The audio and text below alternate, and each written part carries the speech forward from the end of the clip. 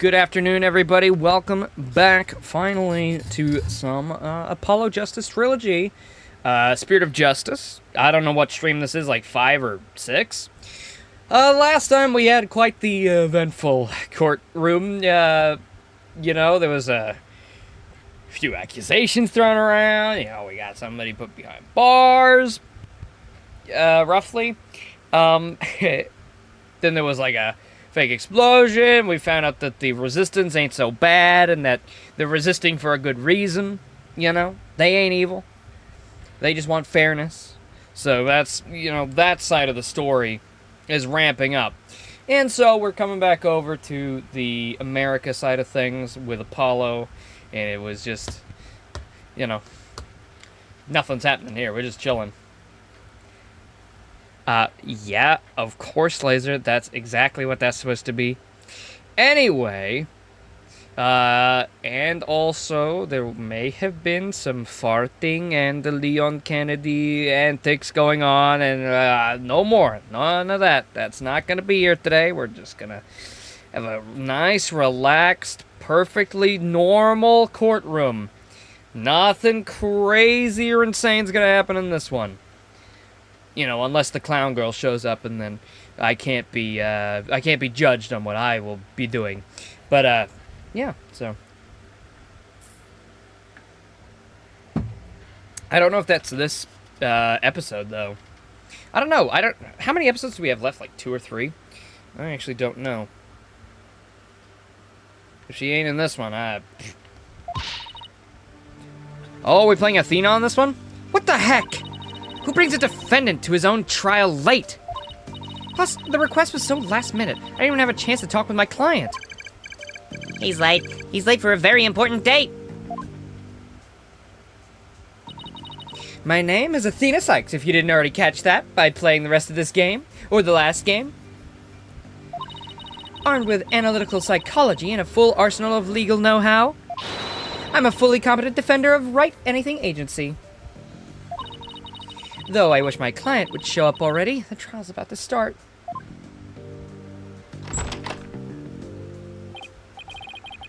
Appears we made it just in time. That's what the pun of the title's supposed to be. Where have you been? The trial's about to start, Simon. Black Quill? Get so worked up, Athena. His boldness can wait. There's no way he'd wait for me. And besides, why would I want to start off on the wrong foot with him right out of the gate? Dealing with such matters is part of being a lawyer, if I'm not mistaken. Yeah, well, covering for your lateness is not. Still but a rank amateur, I see. This is Simon Blackquill. He might not look it, but he's actually a prosecutor and a psychology specialist. And he and I go way back, as for our shared specialization in psychology. We're both disciples of the same person, so to speak, but he's kind of my senior, I guess. But, twisted sense of humor or no, I wish he'd stop treating me like a child all the time. I am 19, for God's sakes. So, we are acting on justice to him. Well, Mr. Wright's abroad, and Apollo's helping Trucy with her magic show.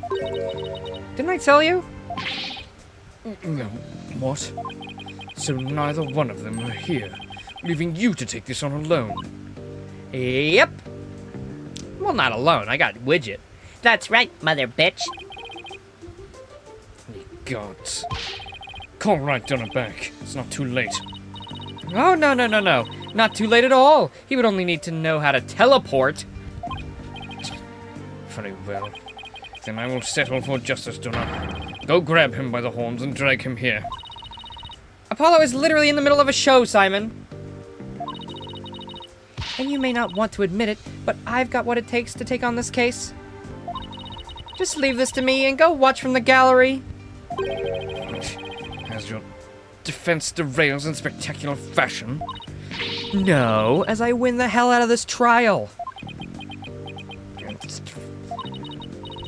You'll be okay, I promise. So wipe that look off your face already, will you? Anyway, I take it the guy behind you is Yes, he's your... Oh, he's asleep again. Oi, Bucky, wake up. Hey, big boss. Ah, what'd you do that for, Simon? Oh. Oh, okay. Who's this yellow chickadee? She's your lawyer, is it? Well, I'd say she's more green than yellow, however. Lawyer, she sure doesn't look it, does she? Is she like your fellow apprentice or something? Something like that. I've known her longer than I've known you. You could say we're bound to one another. Oh, okay. Well then, yes, I better call her Miss Stephen. Simon, this guy's not only rude, but he's 3 sheets to the wind at his own trial. As in, he's drunk as fuck.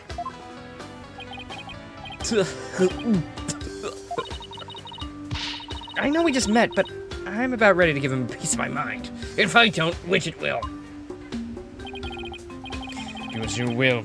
Just save it till after the trial. Miss Chickadee. Don't call me that! Simon is an old friend of mine. I'm head chef. So, why do you have 178,000 points? Yeah, you can thank Foolproof for that one. He's been refunding coins, so you've all received like every coin you ever spent, or it's something along those lines. Oh, he did it so he didn't have to spend all his points, you know?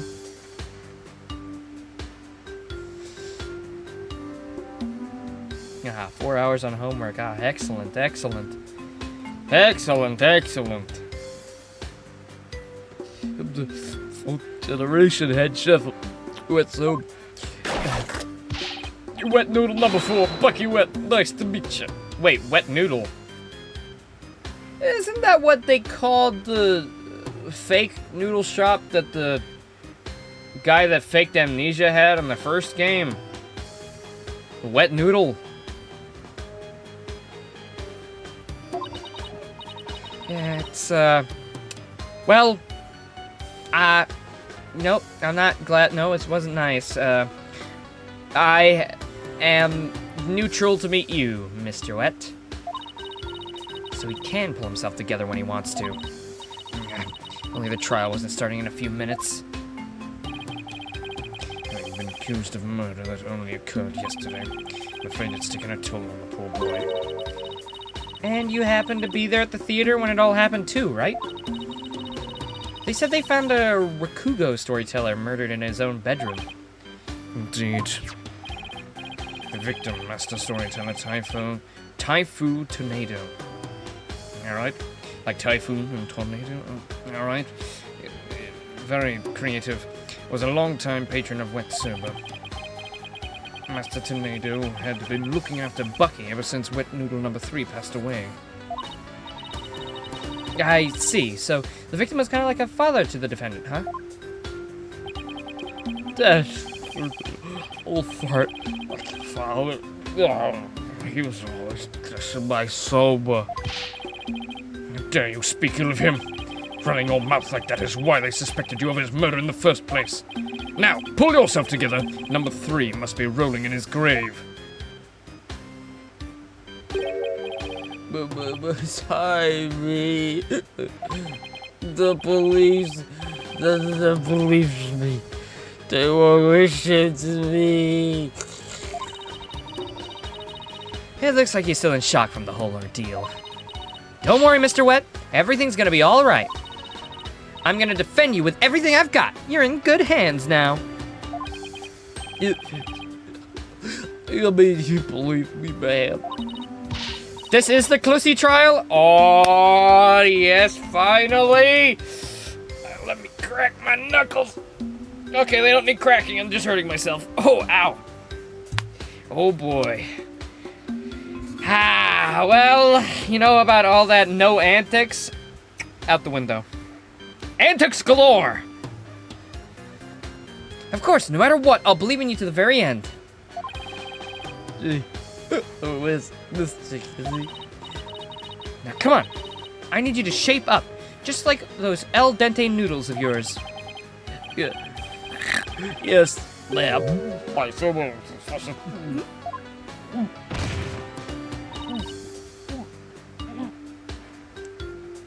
Mr. Wet!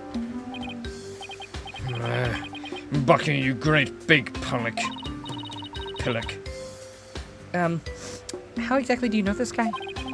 I used to frequent Wet Sober, and still do, in fact. So I've known him since he was a lad.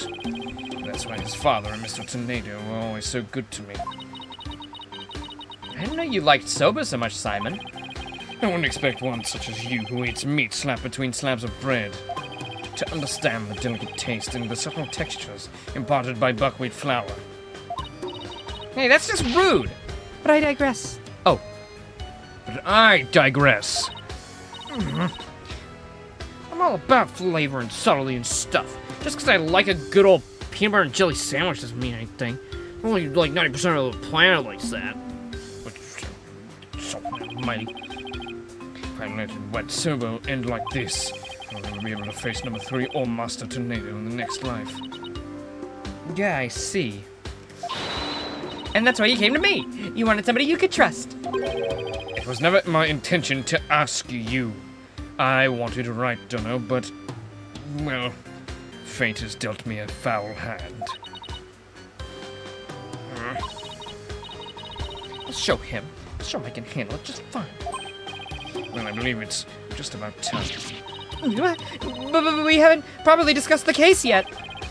What's the matter? You look nervous, Athena. Don't tell me you're chickadeeing out. I'm just trembling with excitement for the battle, that's all. Off gets, let's do this. Come on, Mr. Wet. Get up off the floor, we got a case to win. Yes, Mr. Goody. It's my best. Mr. Yard, I threw up my own lunch on the floor. I tried to look it up, but I just ended up vomiting even more. Wet soba. Wet soba. Huh? Wet soba. Huh? What? Wet soba. Oh, God. Wet soba. Wet soba? This must be a sign. Is that really your... Well, 2 bowls of noodles. Oh, sorry, sir. Look at you. Can't visit the courthouse. Huh?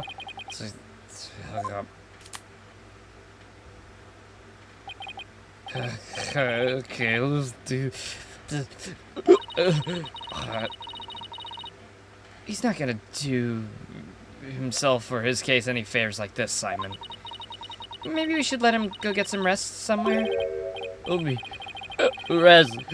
With our little hard dough for udon noodles. I'm fresh like my soba. No, don't let soba go. Bread is all about the freshness. Grind the buckwheat seeds fresh, cut the dough fresh, boil the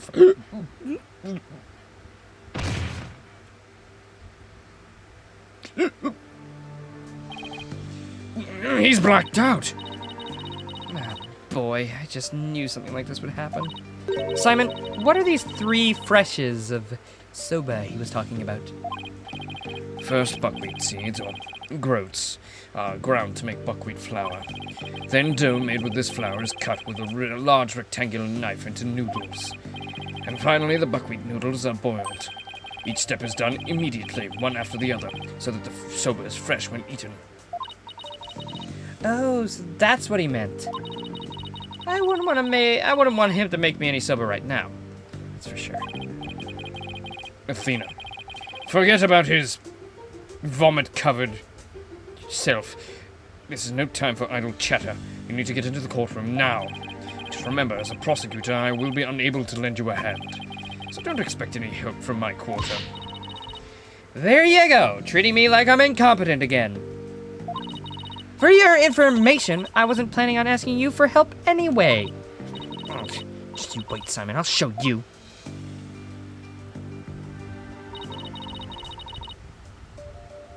Somebody should make like an app for smartphones that I can put like a little widget face on. That'd be fun. Mr. Right and Apollo may not be here, but that's alright. I can do this on my own.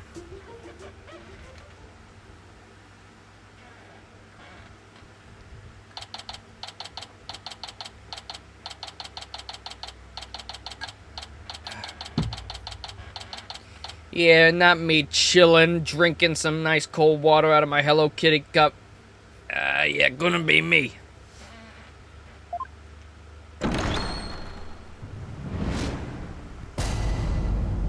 Court is now in session, baby. Court is now in session for the trial of Bucky Wheat. Bucky Wet, I mean. What kind of a name is that? The prosecution is fully prepared, Your Honor. What's this? No prayer this time, Prosecutor Sadmati? That is correct, Your Honor. To expedite these proceedings, I completed them beforehand in the lobby. Ah, how very thoughtful of you. By the way, what brings you back to this country? Chief Prosecutor Edgeworth himself called on me to handle this case. Besides, I have a debt to repay, and though my opponent is yet a callow thing, I have no qualms with sending her down to hell. Objection! If you have a score to settle, it's with Apollo, not me. But more importantly, I am not a callow thing. I'm a qualified and capable attorney. Then what is that yellow attire, if not proof of your immaturity, you small spring chick? Now cease your shrill chirping. Now, ladies, you're both pretty. Prosecutor Sadmati? She is still only a teenager. Please go easy on her. I'm 19! That's basically 20 years old! I'm an adult! What's with this prejudice? You're like 78! You shouldn't be up on judging a trial. You can barely remember what you ate for breakfast. Can you remember what you ate for breakfast? Well, God, you've got a point. Great. Now even the judge is giving me the kid treatment. Very well. Shall we begin, Your Honor? Yes, I suppose we should. Now then, Prosecutor Sadmati, please give your opening statement. I'll show them what I can do. They'll be sorry when they underestimated me.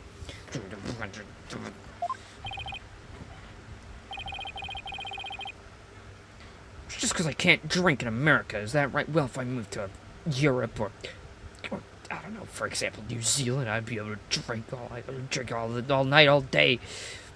Not that I would want to. I'm a capable young adult, but if the defense is finished sulking, certainly. Let the last rites of the victim commence.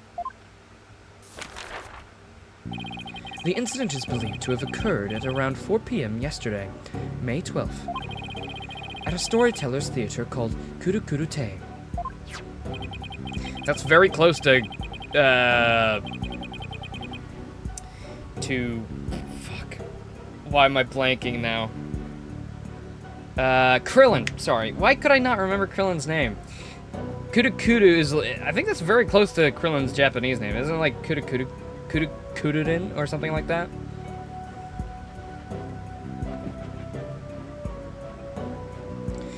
The victim was a great master of tornado school, of rakugo, or comedic storytelling. His name was Taifu Tornado.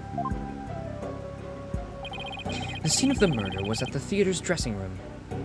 They got a doggy? They got a yard with the dog house? Are we gonna get to see the doggy? It is accessible via the staff entrance hallway and has an inner and outer sliding door.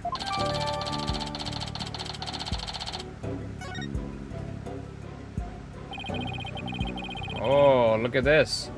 Camel, half-eaten, like sweet bean bun or something. We got some cards. Open fridge. Wow, that is an old-ass TV. I used to have a TV exactly like that when I was really little. You put your hand on it and you can feel the fuzz of the fucking radiation. Ha, good times. I can't wait for that cancer to pop right back in. The estimated time of death is between 2 p.m. and 5 p.m. The cause of death is suffocation, though how the victim suffocated is yet to be determined. Well, it looks like he was suffocated in his own noodles, by the looks of it. The autopsy found nothing unusual in his lungs or stomach, and there is no murder weapon.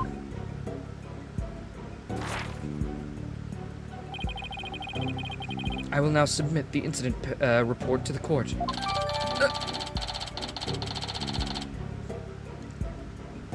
Mr. Tornado was found in his with his face thrust into a large soba bowl.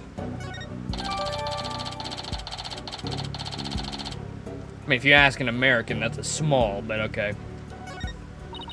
I guess it is a an Asian place, so you know. Prosecutor said, Marty, how can you name Mr. Wet as the culprit when you don't know how the victim was killed, or even with what? While it's true that the weapon and the precise method are as yet unknown, the accused is the only one who had the opportunity to commit the murder. I will explain this assertion in further detail as we continue. I guess this means he has some kind of evidence to present. Now, would the accused care to plead his case? He's kind of drunk, so, he couldn't really be here, you know. He's a little, you know. Come to think of it, where is the defendant, Miss Sykes? Sorry, Your Honor, but I'm afraid Mr. Wet isn't feeling very well and resting in the infirmary. Surely it is a lack of clear conscience that impedes him from facing this court. Great, starting off on the wrong foot already. Mr. Wet is the head chef of a soba shop frequented by the victim. On the day of the incident, Mr. Wet went to the theater at the victim's request. Taifu Tonaido was a connoisseur of soba, as you can see in these photographs. He was apparently making soba himself in his dressing room that very day. The soba found at the scene is likely the soba he made himself there.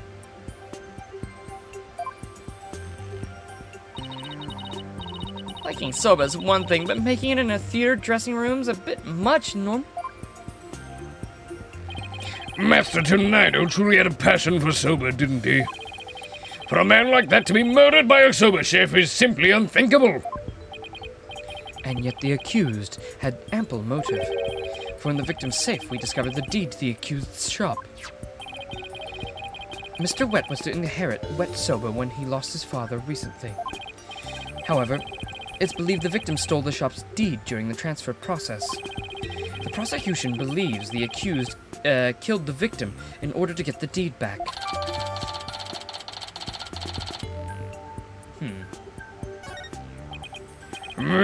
Murder over the deed to his shop.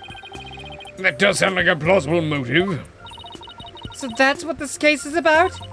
I wish Simon had filled me in a little better. I could have contributed more than just 1,000 buckets of cold sweat if he had. Defense? From your demeanor, I gather you know very little about the details of this case. Well, you see... You are dishonoring the soul of the victim by appearing in the courtroom unprepared. I didn't really have a choice. I was called last minute. I mean, I didn't even get to meet my defendant until I was in the lobby. You are an embarrassment to your profession, you putrid egg yolk. Oh, I'm sorry. Apollo's a red pepper and now I'm a egg yolk. At least I can be that cute little Japanese egg, maybe. We've only just started and I've already been demoted from spring chick. I'm ready to call my witness, Your Honor.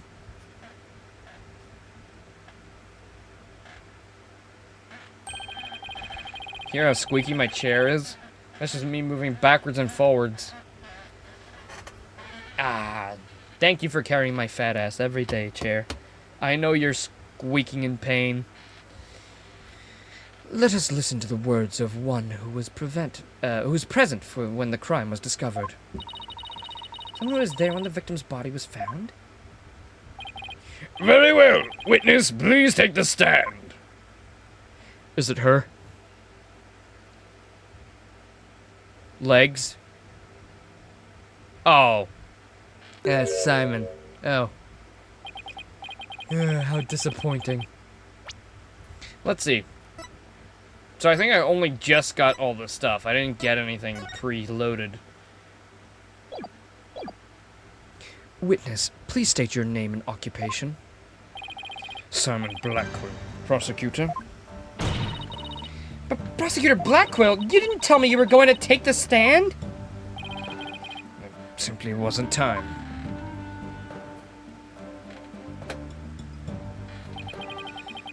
What a shame, Prosecutor Blackwell. Had you shared the damning scene you witnessed beforehand with the defense, we could have moved this trial along and saved the victim's soul much faster. Damning scene? What in the world did Simon see? Prosecutor said Marty, was it? Before I give you my testimony, there's something I'd like to confirm. By all means. This case involves a rakugo, a very traditional form of Japanese comedic storytelling. Do you have enough knowledge of this art form to handle the case competently? Are you implying that I'm not qualified for the case? Not yet. I'm simply trying to ascertain your familiarity with the topic. For now. It's a prosecutor's duty to learn the background of any case he takes on. I did some research on rakugo last night, and have grasped the overall idea of it. What could you possibly grasp in a single night? Why is Blackwell so, like... He's so passionate about this comedic storytelling bit.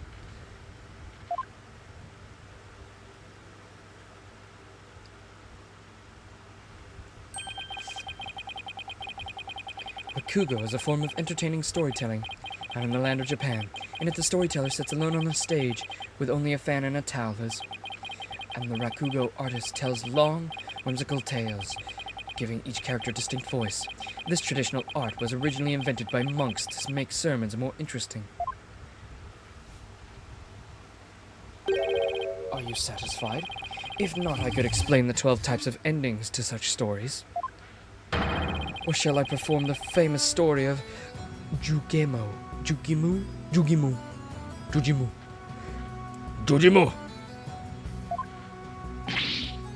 It appears you have put quite a bit into your study. Your acknowledgement is most welcome, Prosecutor Blackwell. I can see why you are known for being quite thorough in your research, prosecutor. Now, I would love to see you perform that story you mentioned if you don't mind. If that is your honor's request.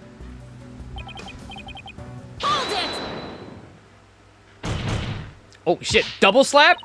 Your Honor, can we please get back to the trial? Oh, right, of course. I nearly forgot. Seriously? Of all the things for you to forget? Him. Now then, back to the case. Prosecutor Blackwell, please tell this court what you witnessed.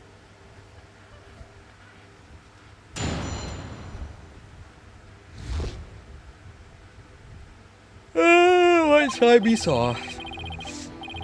I went to the theater yesterday and arrived at approximately 4 p.m. I went straight to Master Tonido's dressing room to say hello. Bucky went into the dressing room thereafter, only to come storming out a while later. Master Tonido's junior disciple, Uendo, apparently then entered the room soon after. Then when Uendo discovered... Innuendo? Is Uendo's first name In? Or like In, maybe with like 2 N's and an E or something? discovered Master Tonido's body.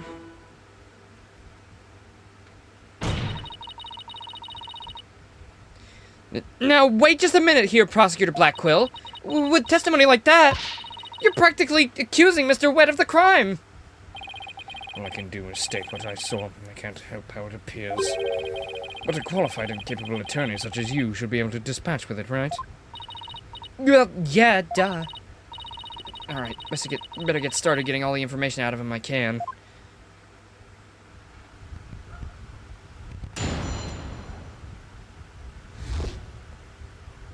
I really want to fucking open my door. It is way too hot to be doing this today. Ugh. Like, I am dying. It's 30 degrees. You know what, fuck it, I'm opening my door. If it adds to the ambiance, I apologize, but I cannot do this in the heat. I need a steady wind flow. Hold on. So you might be able to hear some cicadas or something. Apologies. Sorry, I'm sitting in the opposite of a refrigerator at the moment.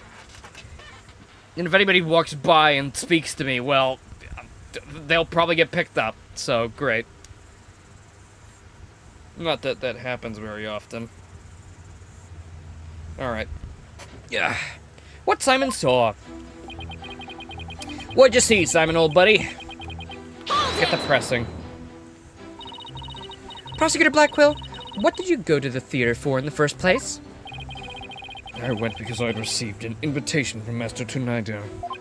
Here, see for yourself. It was a special show commemorating his junior disciple Uendo's promotion. It was also an occasion to announce the boy's succession to the stage name of Uendo 2. So what exactly does it mean to succeed to a stage name? You really don't know, do you? In the performing arts, a name succession is when an artist inherits a predecessor's name. I see. So there was another Uendo Rakugo artist before, and the disciple succeeded him, huh? And what exactly did your invitation say? It contained a simple letter of salutations and an outline of the show's program. Oh! It appears Typho Tornado was going to perform Takisoba, or Time Soba. He's famous for his masterful pantomime of eating soba using only his fan as a prop. And Uendo was to perform Soba Sai, or Soba Glutton, a soba-themed show, I see. Seems you know a thing or two about Rakugo yourself, your boldness. The first to perform was the senior disciple Gyro. Gyro? Gyro, followed by Uendo. And lastly, Master Tornado. I see. So that's why you happened to be at the Storytellers Theater yesterday. So what happened after you arrived? I went straight to Master Tornado's dressing room to say hello. Bucky went into the dressing room thereafter, only to come storming out a while later. Please tell us in detail how Mr. Wet appeared at the time. Gyro and I were waiting in the hallway for Master Tornado to finish practicing, when Bucky appeared and entered the dressing room with his things. What happened after that? We heard what sounded like Bucky shouting inside the room. About 10 minutes later, Bucky came out of the dressing room, looking rather irate. This is most likely when the murder was committed. The victim was an elderly man. It would have been entirely possible to kill him within the span of 10 minutes. I'd better come up with some kind of counter-argument and fast. Well, he was probably making him soba, if I had to guess. Hold on. Do I have a water in my fridge? I do. I'm gonna top up My Hello Kitty cup. Am I a pretty girl, Squidward?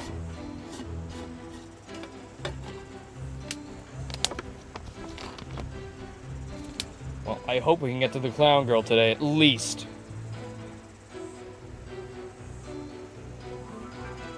There we go.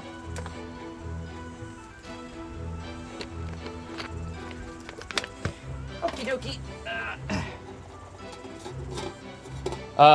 Yeah, press that. What do you mean by apparently? Didn't you see him go in? No, I couldn't. I wasn't able to see the dressing room door from where I was standing at the time. There is a doggy. But Gyro was right in front of it, so I'm sure she saw it all. Oh, wait, is Gyro the clown? I see. And why do you suppose Uendo went to the dressing room anyway? He had just finished his routine, so he was making a courtesy call. Disciple is to pay their master respect right before and after each performance. And all disciples are expected to do this? Yes, it's common courtesy among Rakugo artists. I see. Could you tell us what happened after Uendo went into the dressing room? Certainly.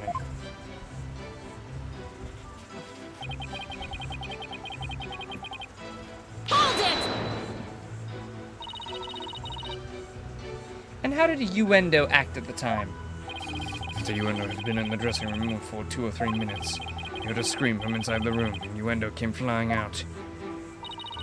Did you hear any signs of a struggle at that time? No, just Uendo's woeful scream. I see. Aaron has no reason to lie, but I also don't have much to go on. I better ask all the questions I can. 4 p.m. Let's check the dressing room. Okay.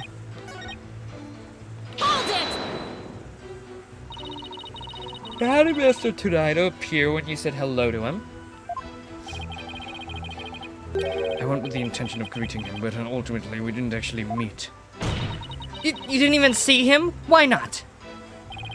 Gyro escorted me to the dressing room, but we heard the sound of Rakugo being performed from within. Thinking the master was rehearsing, we decided to wait in the hall until he was done. You heard Rakugo being performed in the dressing room? Yes, not just me, but Gyro as well. In other words, you can confirm that the victim was still alive at around 4 p.m.? Correct. I couldn't hear him clearly enough through the doors, but I'm sure it was Master Tonido. I could tell because it was the time sober routine being performed in there. So that means the victim was killed sometime after that. Okay. And there we go.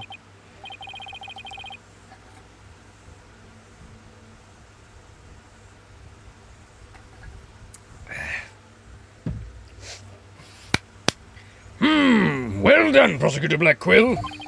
Your testimony has given us quite a glimpse into the sequence of events. Thank you, Prosecutor Blackquill. And now, please allow me to summarize your testimony. While Prosecutor Blackquill and Gyru were in the hallway waiting for Master Tonido, the accused came along and entered the dressing room with some items in tow. He was heard shouting for a time inside the dressing room, and about 10 minutes later he came back out of the room, seeming rather angry. A short time after the accused had come and gone, Uendo Tonido went into the room.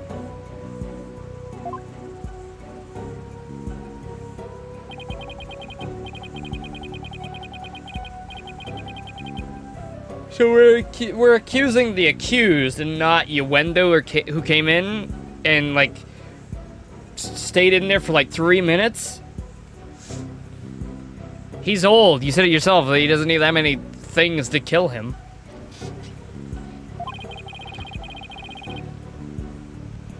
Endgame running out into the hallway within.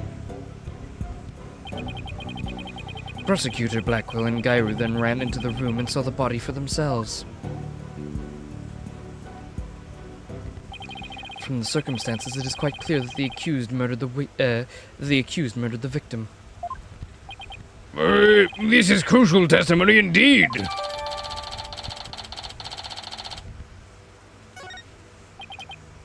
Defense. An eyewitness has given conclusive testimony. Why not let it all go now and allow the victim his last rites? Not on your life. If Uendo went into the dressing room too and was first to discover the body, then who's to say he didn't commit the crime? innuendo was in the dressing room for a mere 2, perhaps 3 minutes. He could not have possibly committed the murder in that time, nor without making any noise. Oh, Simon, why'd you have to give that awful testimony? Prosecutor Blackquill, can't you give me something a little better to work with here? Isn't it up to you to ask the right questions? I am certainly willing to tell you all that I know. If you truly are as capable as you claim, then draw out what you need yourself. This is no time for your twisted games, Prosecutor Blackquill. Just admit you don't remember it all that well.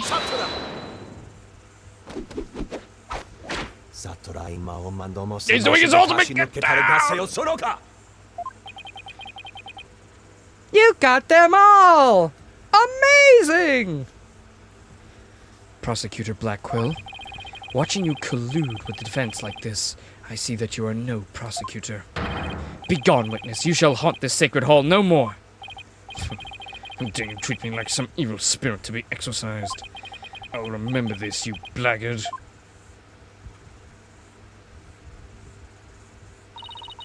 Don't worry, Prosecutor Blackquill. I've got this! Would I have my way, he would not be the only one here to step down. You half-boiled putrid egg yolk. Ew, I object to the notion that I'm a gooey, smelly mess. I mean, I am sweating a lot. My pits. I still object. Prosecutor Blackwill's testimony was like the lowly opening act of a Rakugo show. He may hold the title of prosecutor, but this time he stood on the side of the defense. You could say he stood on the other side of defense. I'm sorry, I'll see myself out. To restore balance to this trial, I would like to present an actual witness for the prosecution. And who is this witness? The person who was with Prosecutor Blackquill when the body was discovered. Here we go. She's another entertainer of the Tonaido School, Miss Geiru Tonaido. Geiru or Gyro? Oh yeah, baby. Let's freaking go, clown girl moment! Clussy fever, baby! Please state your name and you. Woo. A wooga hug on my big red nose, you know what I'm saying? Ooh, please state your name and occupation, witness. Hello, everyone. I'm here to represent the Tonaido School with a twisty twist. The booby bounce. The booby bounce. And balloon, there you have it, a stunning balloon hat. It's me, the balloon artist you all know and love, Geiru Tornado. You can just call me Geiru, sweetie. 1, 2. Balloon? I'm feeling the Clussy fever today. Those jiggle fizzes got me acting cray-cray. With the big boom as well. What a way to capture your audience's attention. Those...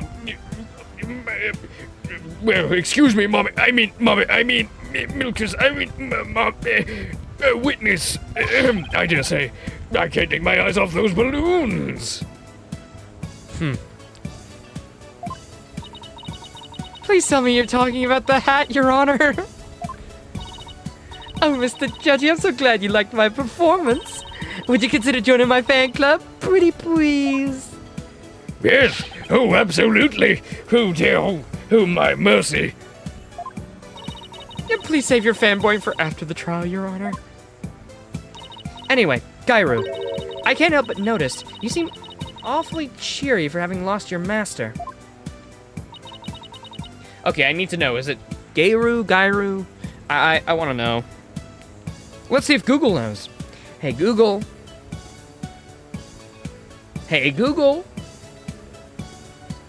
How do you pronounce the name Geiru Tornado from Ace Attorney Spirit of Justice?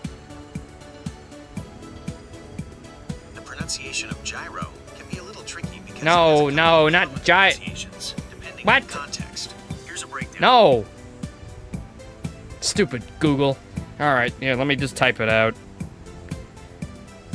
How to pronounce Geiru.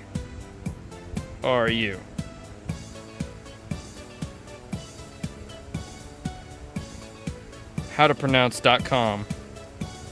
Alright. So I didn't hear that? Giru. Giru? Alright, Giru. Okay. Fair enough. Alright. Of course I'm sad. But Shisha would scold me if I didn't put on a big smile. Never show sadness. Smile, smile, smile with a twisty, twisty twist. Boom. And balloon, there you have it. One gorgeous cake. I see. I guess an entertainer's gotta do what an entertainer's gotta do. Her balloon art's worse than the Rorschach test. All I saw was a severed monster head. Geiru, you're obviously a balloon artist. So how'd you come to be a member of the Rakugo school? Well, my father, my late father that is, was a Rakugo artist, you see. So I joined the tornado school to be just like my daddy someday. I see. My father and I owe you so much to Shisho, our master, but that Bucky Wet. Oh, how could he? I want to see him pay for what he's done as quickly as possible. God, I wish that balloon was me. I mean, your distress is entirely understandable, and my condolences for your loss. And, not only that, but You've got more to say about Mr. Wet? Every time he comes to deliver soba to us, he yells at me. He always tells me to get away. Is there any reason why he would say such a thing to you? I don't know, my big balloons keep getting in the way, I guess. He says the smell of my perfume will get into his soba and ruin it. Like, how can he say that? This is a great scent. Have any rid of him. I don't blame you for being upset. Here, let me take a whiff. I will give you my conclusive, judgmental, score out of 10.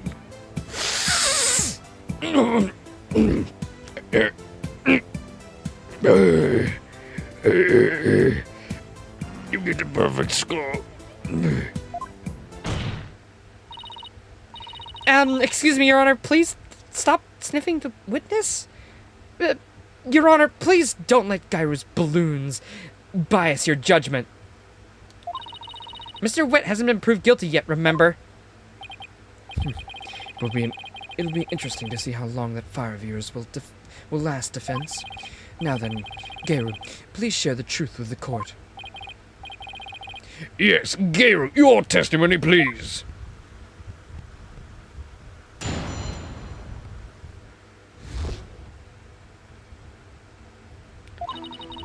From 4 p.m. till a little after 4:20 p.m., when Shisho's body was found, Simon and I were standing in the hallway in front of the dressing room. Before Uendo discovered the body, the only person who had gone in there was Bucky. Come to think of it, a little while before Bucky showed up, Jojimu was barking like mad. So that must mean somebody was in there beforehand. Prosecutor Blackquill, do you have any objections to this witness's testimony?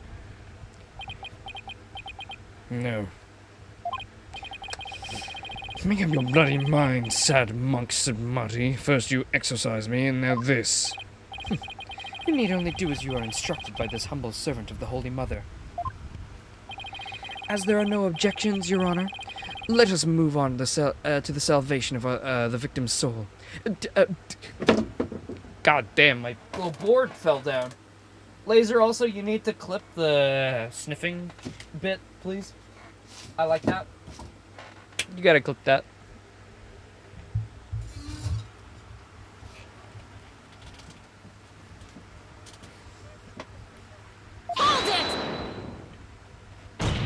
Hey, I'm the defense attorney here, Prosecutor Sudmati. And I just might have an objection or two since I actually cross-examined the witness. So what are you asking Prosecutor Blackquill for? I'm the one you should be checking with.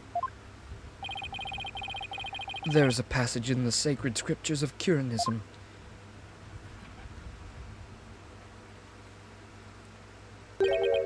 stir the wind is beyond the power of Spring Chick.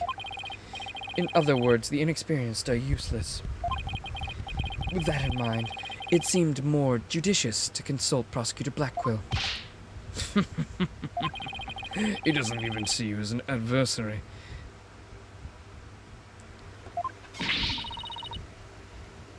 That's not even how you say it. You completely ruined that word.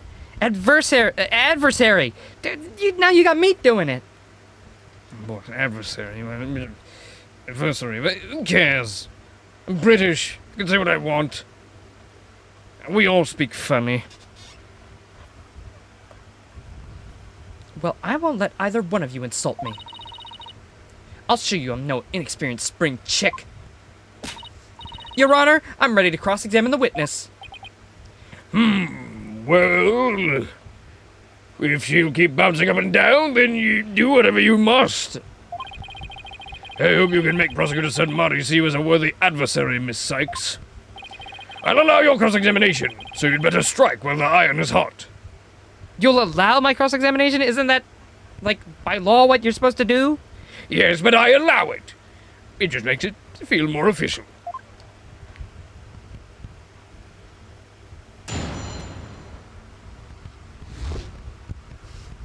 Like, come on. I know I'm not alone. She is prime waifu material. I mean, look at her. She's beautiful. I love her.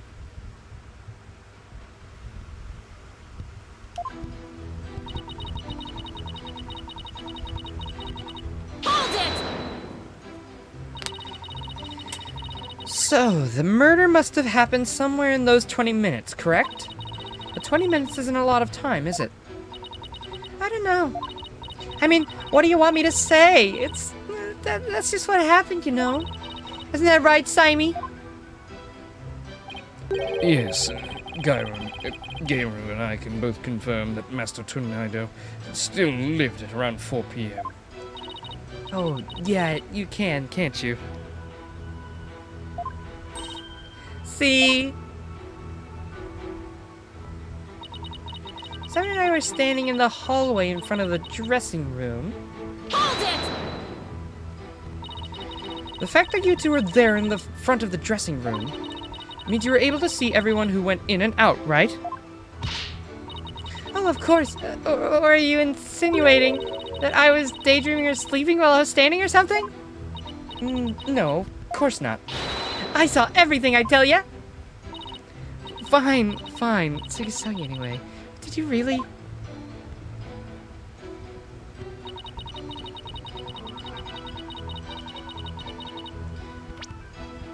Do do do do do do do do do do do do.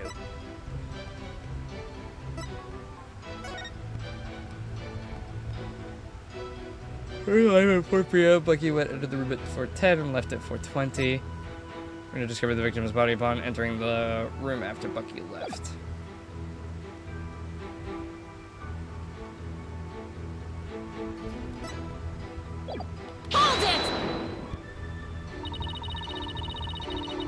Got a 7K in Dead by Daylight 2v8. What is all that? What does that mean? 7K what? Like damage? Yeah, like what? I don't know what that means.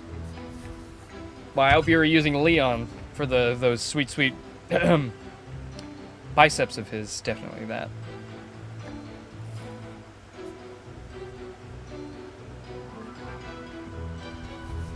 Seven kills, 2 killers, 8 players. Is that? So that's good. You killed like the entire lobby then.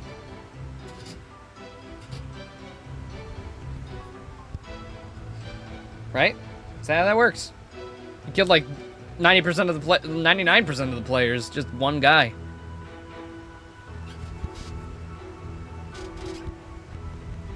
Only defendant and Uendo entered around the time of the murder.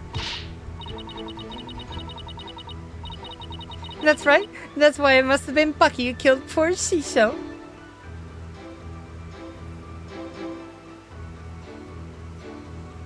The only player who escaped was a bot who got lucky with a hatch. Oh, I see. I thought maybe the other killer got them. Okay. Let's take a deep breath, okay, Gairu? Gayru? Fuck. I just want to say Gairu. Is it really Gayru? Oh my god, you were playing Resident Evil. Did you kill Leon? Did you hear his beautiful, manly moans? So not a single other person set foot into the dressing room that time? I already told you over and over, didn't I? There was nobody else?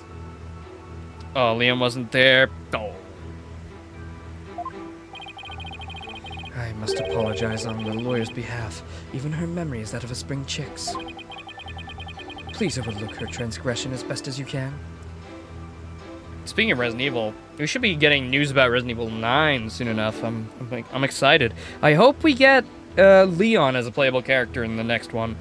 Not just for his bountiful moaning, but I just love Leon. He's my favorite. And Ethan's dead, so it's probably either going to be like a returning character or someone brand new. And if it's returning, I mean, we don't have that many to go through. I mean, Ethan's daughter, I guess, is a good, safe pick that they might go through for like a modern trilogy, I guess.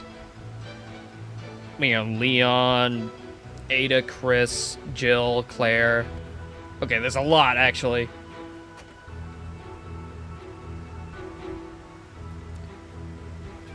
Please overlook her transgression as best you can. Oh, I see. Poor thing. Hang in there, sweetie. Say, who you call a bird brain, buddy?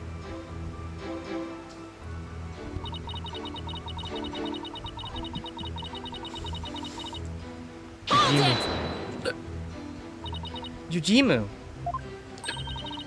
That's my doggy. I keep him at the theater. Let's see. With a twisty, twisty, twist. Whoa! And Bloom, there you have it, my cute little Yujimu. He is cute little guy. Look at him. He's kind of creepy looking. No, he's adorable. Look at him. Oh, but he's really, really good boy. And why was Yujimu barking? You think it's because he saw someone suspicious? If so, then we'd have a new suspect in this case. Now, why was he barking again? Oh, I remember, because it was about time for me to feed him. So I went into his yard and gave him some food. Couldn't somebody have slipped into the dressing room while you were doing that? Nope, the door out into the yard was wide open. I would have seen anybody who went into the dressing room. Prosecutor Blackquill, come down to the stand for a sec, please. How many times must I do this? My legs are sore. I want to take a nap in the gallery. Well, apologies. You saw what Gairu was talking about, right? So, why didn't you mention it before? Can't be expected to remember every minute detail.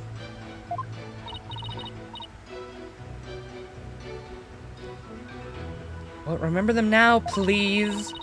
Did Gairu go out into the yard?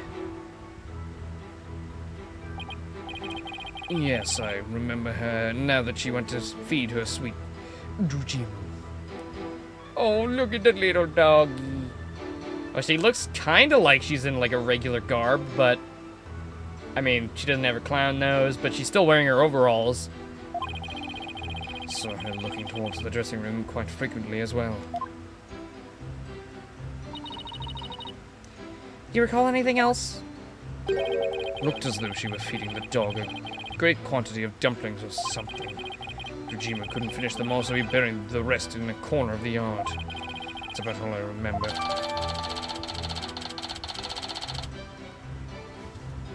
You just want her to be evil so that I can't have a cute girl. Looks like Gairu's telling the truth. But if we go off the law of you meet a character too soon, they can't be the killer, then she is safe. Because she is the first witness that wasn't Prosecutor Blackquill or our defendant. Your Honor, I'd like Gairu's last statement added to her testimony. As you wish, defense.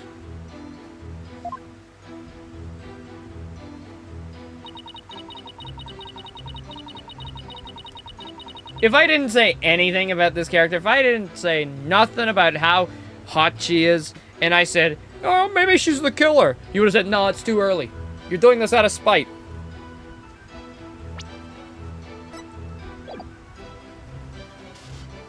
Hold it! You know what this means, right, Gairu? You weren't in the hallway the entire time, were you?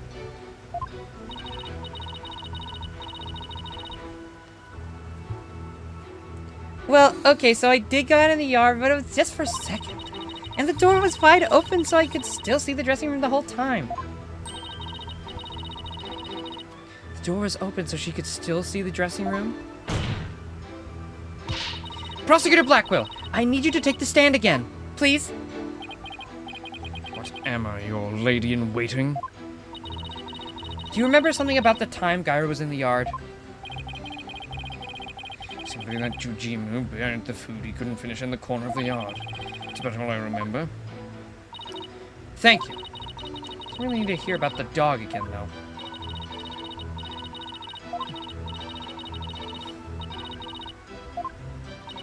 Okay, so around the time of the murder, Aaron and Simon were hanging outside the dressing room. Guess I'm gonna have to find a flaw in there somehow if I want to get anywhere. Well, probably that statement we just added, right? Alright, let's see. 4 p.m. to 4:20. Simon and I were standing in the hallway in front of the dressing room. Before you went to discover the body, the only person who had gone in there was Bucky. I was in the yard, but the door was wide open so I could keep watch on the dressing room.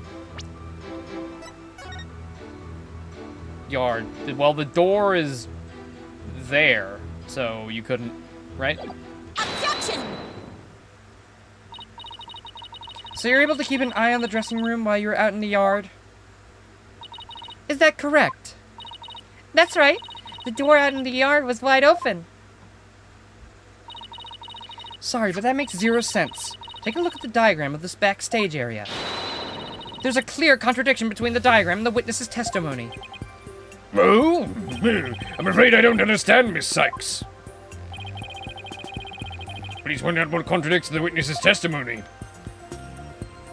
The door. Take that! Gyra was in the yard near the doghouse. Prosecutor Blackwell even saw her there. And while she was out there, the door to the yard was left open. I see! Yes, the door to the yard was wide open, as Gyra said.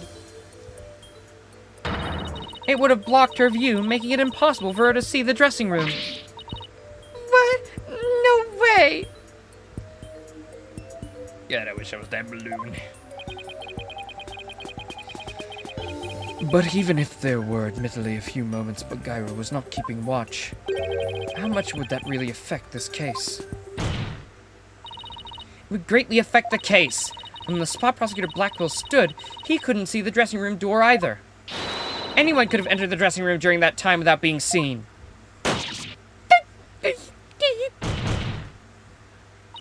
Athena, you're so aggressive today, goddamn. The double slap? Unneeded, but I like it. Gyru, why'd you try to hide the fact that you weren't watching the dressing room? What? Hide the fact? You speak as though you think she had something to do with the murder. Rather than deliberate deception, it was more likely a simple oversight. Right, witness? Well, I was so shocked by what happened. I was just confused, that's all. Even though she's trying to keep a brave front as an entertainer, the truth is that she's being torn apart by grief. For her mind to be in turmoil is hardly unexpected. Yes, it must be very difficult indeed. To a disciple, one's master is akin to a real parent. Surely her shock is immense. The way this lawyer tries to pin the blame on this poor soul at the first opportunity. That's Nayuta talking to Laser, I think. All I can say is, defense attorneys are heartless creatures indeed. But I wasn't... That wasn't what I was trying to do! It is beyond your comprehension, defense. Your unskilled argument is scarring this witness even further. And if we asked the people of this courtroom, I'm sure they would agree. What? The gallery doesn't get a say in this? Are you afraid to find out that they think ill of you? Or that perhaps you are in the wrong? Listen to them now with that keen sense of hearing you're so proud of. He's right, that was hard. She didn't have to go that far. I feel sorry for the witness. Why is the lawyer's outfit so yellow? I just like the color! No, I was just trying to find the truth. Why is the whole gallery siding with Prosecutor Sedmati? The people understand. They know what is right and what is wrong. That lawyer's still in training, ain't she? Why is she all by herself? I hear the voices of the gallery. I can hear the voices of their hearts. It's so intense. I feel so alone up here, fighting by myself. Are you afraid, child? I'm 19! It is ludicrous to come to a trial with such paltry preparation of the soul. I command you to leave this courtroom at once. I can't give up. I have to keep pressing on. As long as there was a moment when nobody was watching the dressing room door, the defendant can't be convicted solely on Prosecutor Blackwell and Gairu's testimonies. And now you would continue to resist. You are childish in defeat as well, I see. I'm not out of the court yet, Buster. I'm just getting started. Despite your posturing, is it not true that your resolve could crumble at any moment? With a little push, you would surely succumb to despair. A little push such as with a piece of conclusive evidence.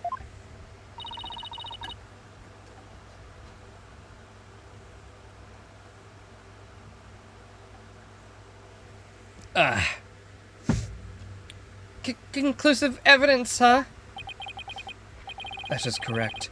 We found a critical piece of evidence at the scene of the crime. The victim's dying message, which clearly implicates the accused, Bucky Wet.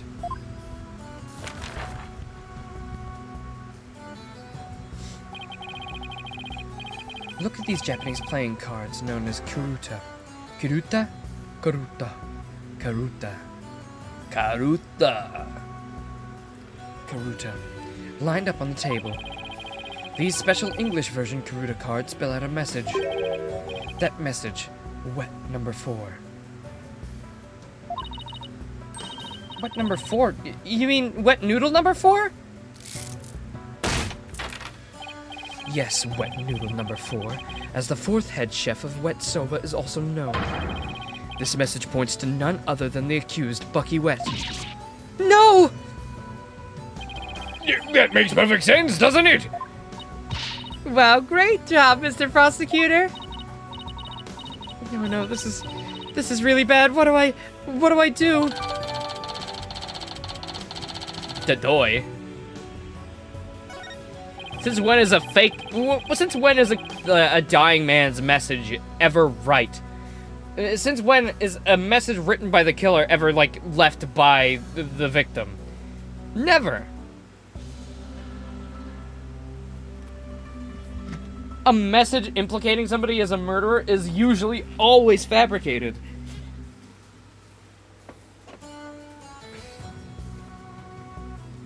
And by the way, I can already see the objection.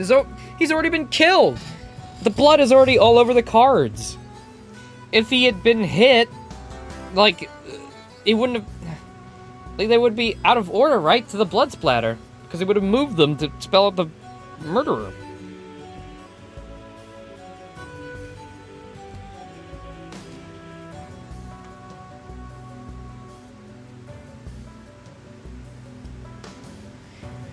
Would you still carry on your futile fight in the face of irrefutable evidence?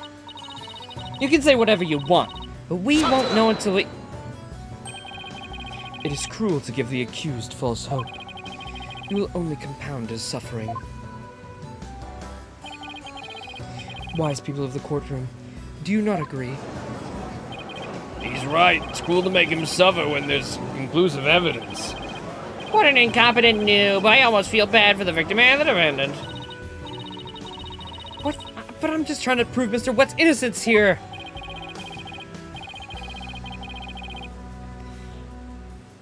I know you can hear them, Defense.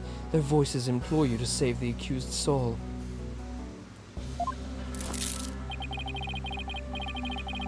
Well, I'm guessing he, like... Their argument is he attacked him, and as he was dying, he wrote out the name. But, because the cards were already spelled out to write his name, if he was then killed, blood splatter on the cards. How is he going to move them after that? If he moves them, the blood is going to be inconsistent with the actual splatter.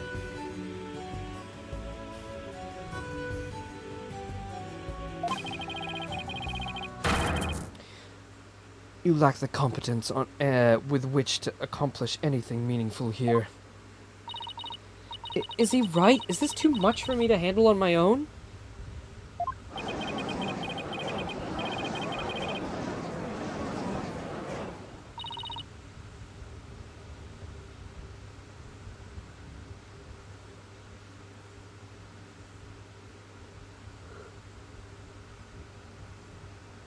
That was a joke. That's actually how you spell write a message. I mean, it's got nothing to do with Mr. Right. That's just how that's just how English works. This is just how Mafia works. Now, Defense, leave everything to this humble servant of the Holy Mother. Silence!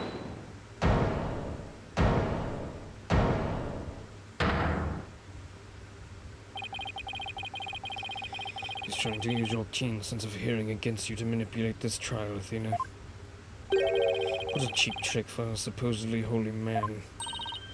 Simon? Should you be over here on the defense bench? Is Simon gonna be our partner? Yeah, he used the capitalization, but it could have been a mistype. I don't know.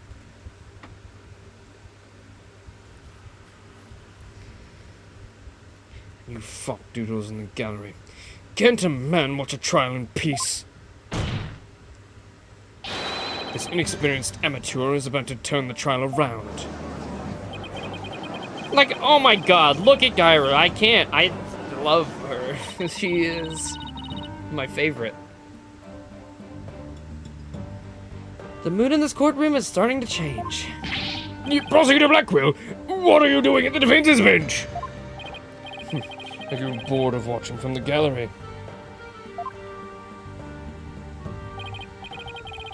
Besides, if I were to leave this trial to this spring chick and lose my favorite sober shop in the process, I'll be quite cross. You voluntarily stand on the side of impurity and sin. Truly, what a fool you are. To think you were so easily manipulated by his parlor tricks. Whatever happened to qualified and capable Athena? But I just let my guard down a little bit, and it won't happen again. Then grit up your loins and steel yourself for battle. I'm not girding up anything in this skirt. But I am ready to get serious. It seems there's now yet another soul I must cast down into hell. I was in prison for a long time, and hell sounds no worse than cell, to be honest. Ah, but the fires of hell will not be the end of your suffering. For the sin you have just committed, you shall surely be reborn as a panda in your next life. A white and black reverse panda, that is. And you shall be put in a zoo to be exposed to public ridicule. I feel like that won't work on Prosecutor Blackquill. After all, he's already used to looking like a panda in this life. Who are you calling a panda? Sorry.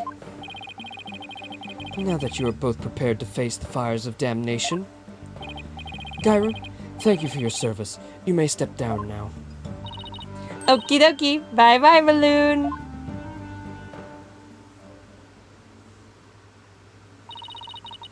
Does everything have to be about balloons with her? God, she's got so many cups on me. How old is she? How old is she? 34. God damn, she's a MILF clown? Mamma mia. 25, 20, 70, and 29. Wait. How old are you? Oh, 29. Okay. Now then. I have a witness prepared to testify about the Karuta cards. And who is the witness of this time? The first to discover the body and someone who witnessed the crime firsthand. Mr. Uendo Tornado. The time has come for that ponytailed pair. What? Over there to finally let it all go and move on. Oh, he's talking about us. Oh. Very well, let's bring this witness in then.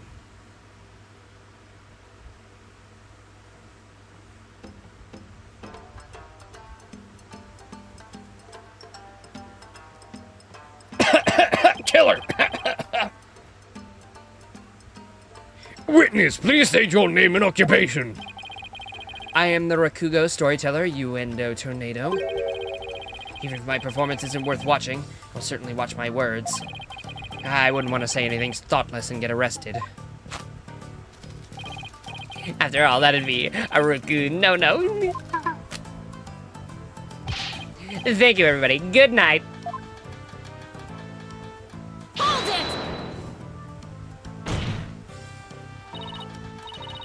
You can't leave yet. You've only just introduced yourself. Oh, my. Are you a fan of mine, miss? Would you like my autograph? One moment.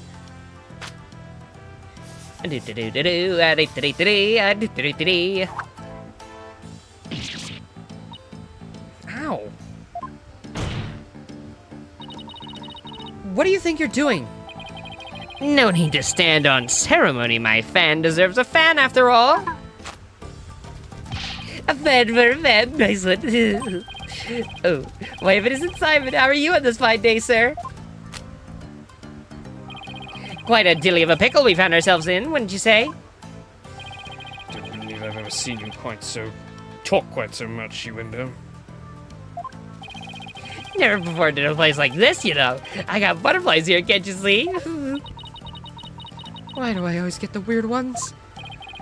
Pardon me, witness. As much as I enjoy your banter, I believe we'd better return to the case at hand. I suppose you're right. In that case,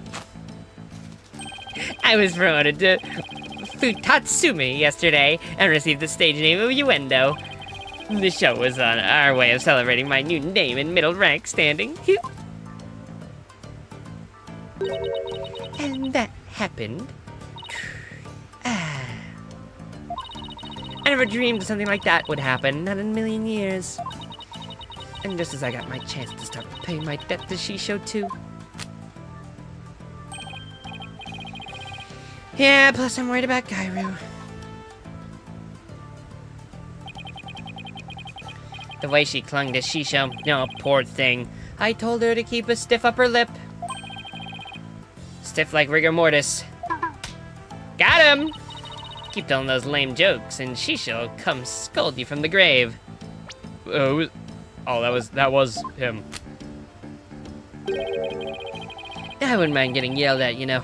If it meant seeing him again. Uendo, please, as charming as your various characters are, and this is not a Rakugo stage. Let us hear your testimony now, witness. Tell the court about the evidence left at the scene, the proof of the accused's guilt.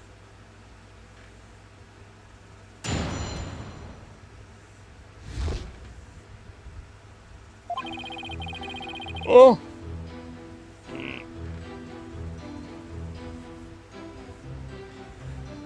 I noticed Shisho's dying message right away. The stiff cards were right next to the... right there next to the stiff, you see.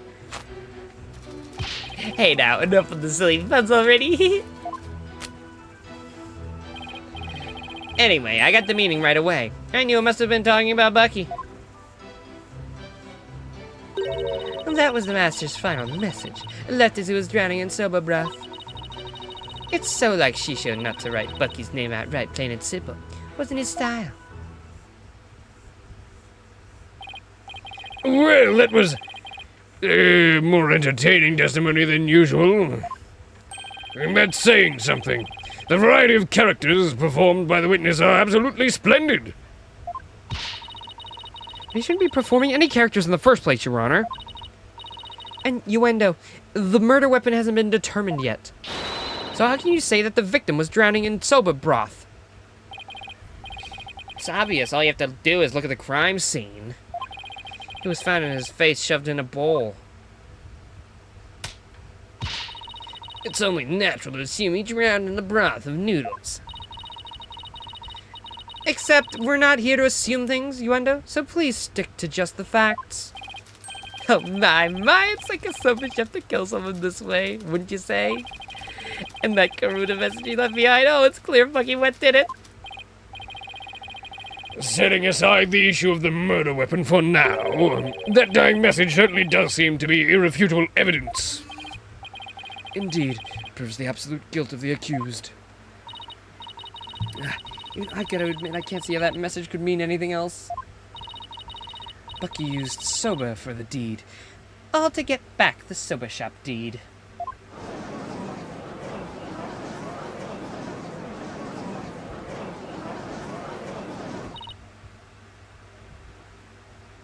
Why is he sitting on a... What is he sitting on? This testimony makes Mr. Wet look super guilty. I gotta do something. That's his conclusive evidence. What a farce. What do you mean, Simon? What's this? I thought you said you weren't planning on asking me for help. I did, and I won't. Thank you very much. Simon must have found an inconsistency in the testimony. I'd better listen carefully and try to see what he found.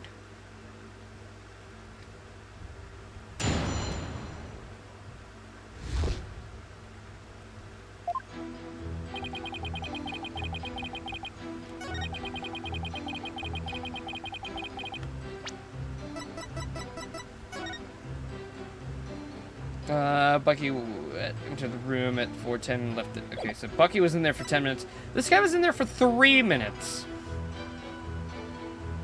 If you noticed it right away, how come you stayed in there? For 3 whole minutes. Uh-huh.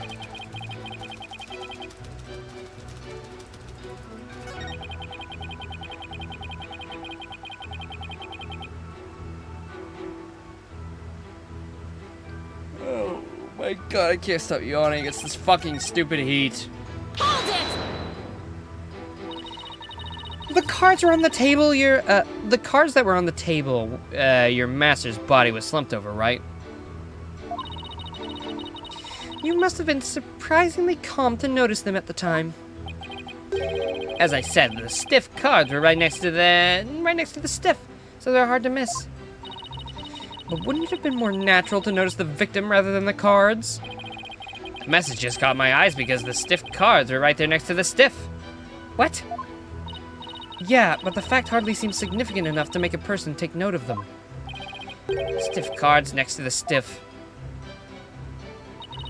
So basically, there was no real reason for them to catch your eye, was there? Okay.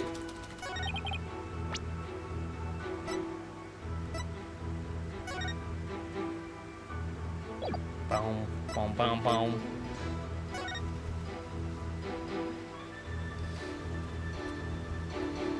Simple greed. Was to perform her balloon act, then Uendo was to do his soba glutton routine, and finally Master Tonida was to perform his time soba routine. Huh. Okay.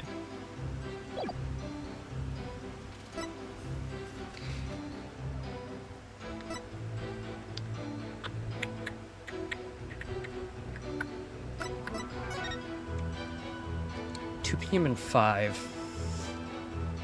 Suffocation, nothing that in his lungs.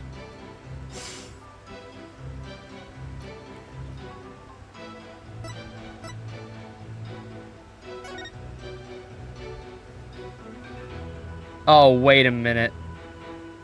Wait a minute. My whole argument that that is true. The cards were in a different position when he got killed, and then moved after they were spilt on.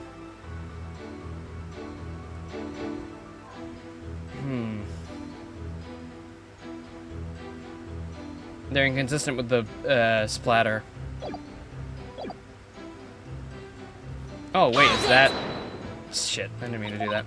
Is that the objection right now? Because he gets caught up on it?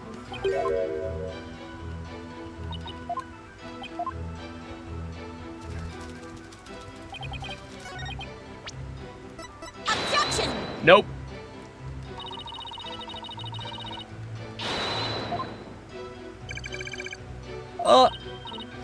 Widget, shush, you're not supposed to tell. Wild guess incoming.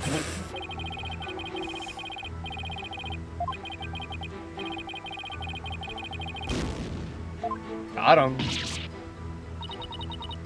At 2, Widget.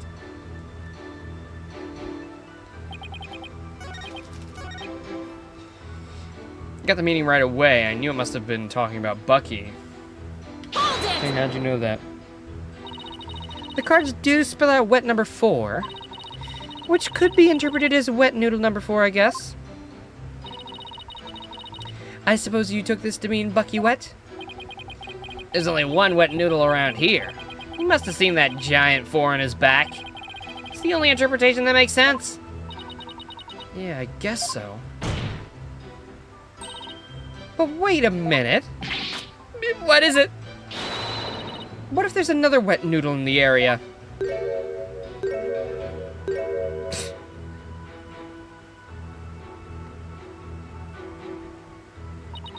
What? Did I say something strange? Bucky's the heir to the shop. So enough of the ludicrous straw grasping. Hey, that was I supposed to know. Just listen to the testimony again and find out the glaring inconsistency.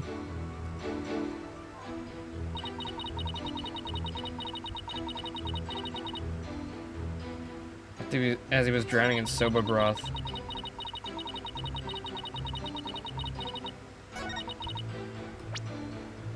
Objection! Ah, God.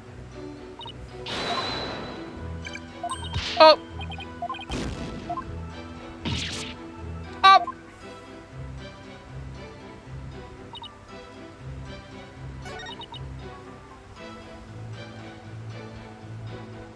Why is that so itchy? Is that a bug bite? Hold it! But don't you think it's strange? Could a dying person really leave such a convoluted message? Even in the throes of death, it was Shisho's nature to throw in a twist somehow. Truly the consummate entertainer till the very end, don't you think? Was he really that great of a man, Simon? Would have been no easy task, to be sure. But who knows? He wasn't an entertainer for 55 years for nothing. If I ever bite the big one like that, I want to leave a message as good as Shisho's. Let's hope it never comes to that. Simon, are all Rakugo artists like this? So, it's hard to say. Could simply be the eccentricity of an entertainer. Perhaps he's hiding something. Well, he doesn't have to entertain people in a court of law. If he is trying to hide something, maybe it'll show up as a contradiction or something. Yeah, of course. Got his message right away.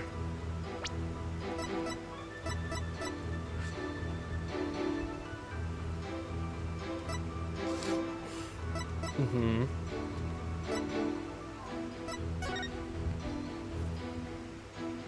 Da da da da da da da da da da da da da da da da da.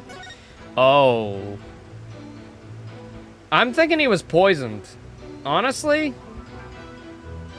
I mean, he just opened a fresh pack of those little cakes and ate some.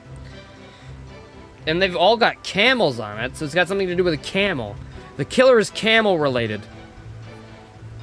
The killer is a camel murderer. Yeah. Camel murder. Interesting. Hold it! That's right, I need you to give your testimony, not perform a scene. Please remember you're on the witness stand, not the stage. But look at all these wonderful people in the audience.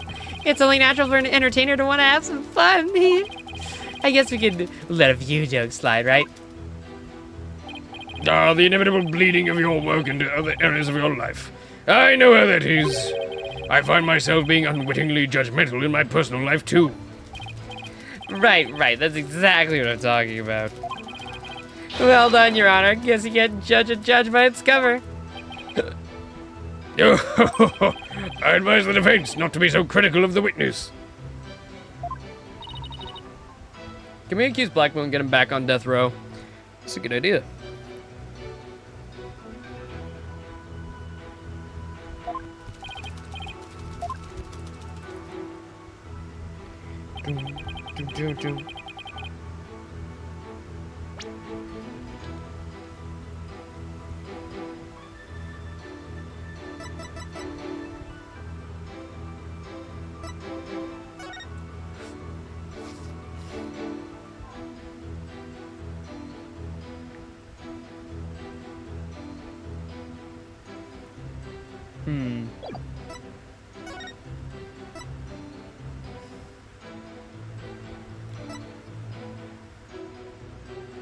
Outside feeding your dog a number of dumplings. The dog buried his leftovers in the yard. That's important info.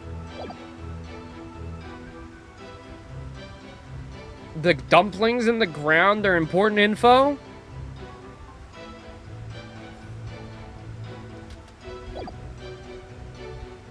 Should you even be feeding your dog dumplings? I know she's a clown, but that's a little too silly. Because he was drowning in broth.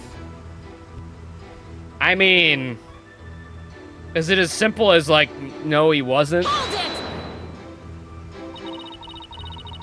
it! So the victim lined up those cards in his final moments? How can you be so certain that that's how it went down?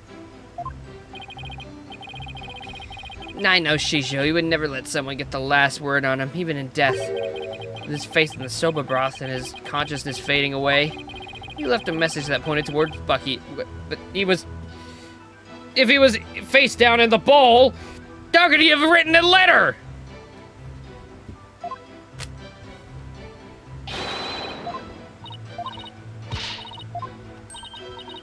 Look, a dying message is something you leave as you're dying, right?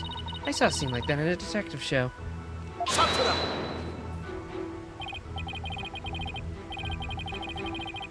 You know we have a saying in my country, silence is more precious than diamonds. Please do not speak anymore, that is not necessary. But talking's my livelihood, you know. I talk all the time. This and that, truths and untruths. I can't stop myself from talking. Hopefully you'll stick to the truths without any of those untruths.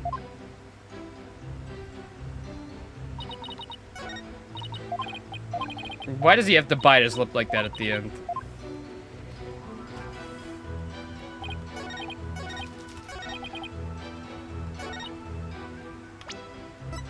Objection!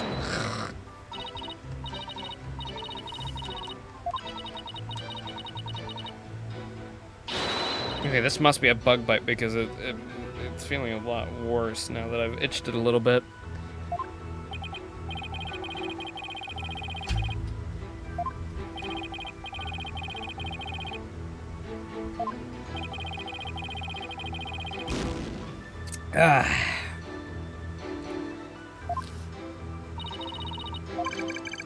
Cut me some slack. It's gotta be that one, right? How can he write a message as he's drowning in broth? Nothing then in his lungs. Like, There's a contradiction in Yuendo's testimony. And would you care to explain where, Miss Sykes? Thank you, Widget. Certainly, Your Honor.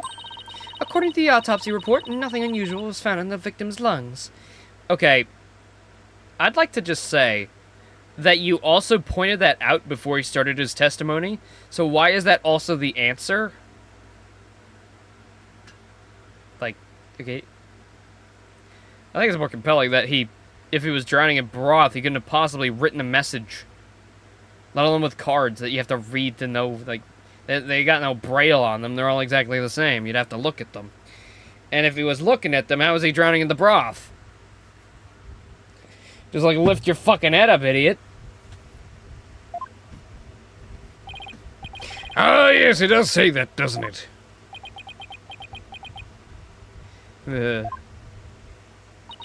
If he had drowned in a bowl of soba, then there should have been soba broth in his lungs.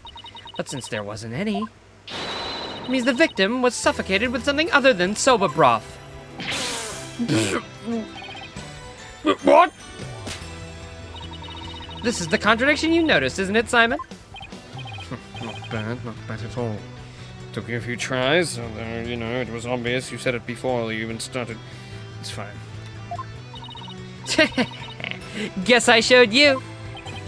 Well, but if drowning in the soba broth wasn't the cause of death, then what was the victim's face thrust into? Oh, When was the victim's face thrust into that bowl? After the message, or no? Actually, I don't know. Maybe that has nothing to do with the murder. Maybe that's what happened before he got killed. And then he changed the cards to write out his name out of anger. And then he was killed anyway.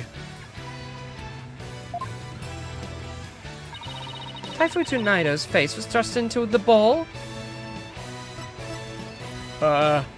Before his murder. That's what I just said. Let's see if that's right.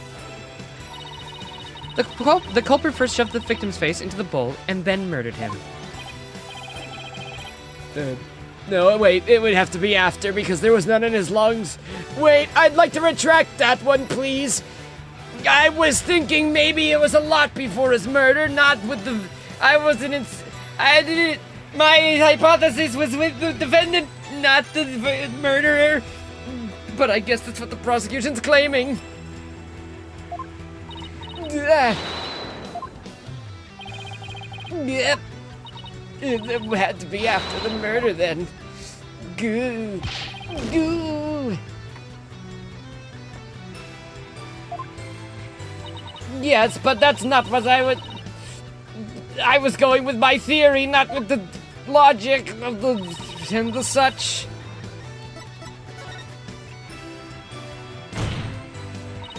Because no soba broth was discovered in the victim's lungs. His head must have been placed into the bowl after he was killed. And that's when the soba broth must have been spilled onto the Karuta cards. The Karuta cards.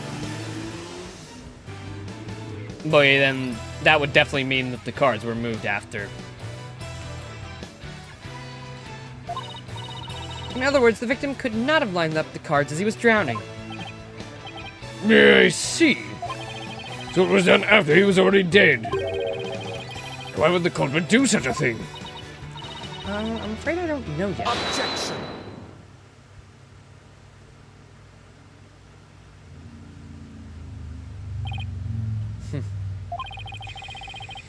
You boast your psychological expertise, yet you cannot determine such a simple motive. My sides are liable to split at the absurdity. What? And I suppose you know why? Of course, desecrating the body in that manner indicates a strong sense of Enmity. Enmity? indicates a strong sense of Enmity doesn't sound like a word. Enmity? Enmity? Enmity? Enmity. Ugh. On the part of the perpetrator.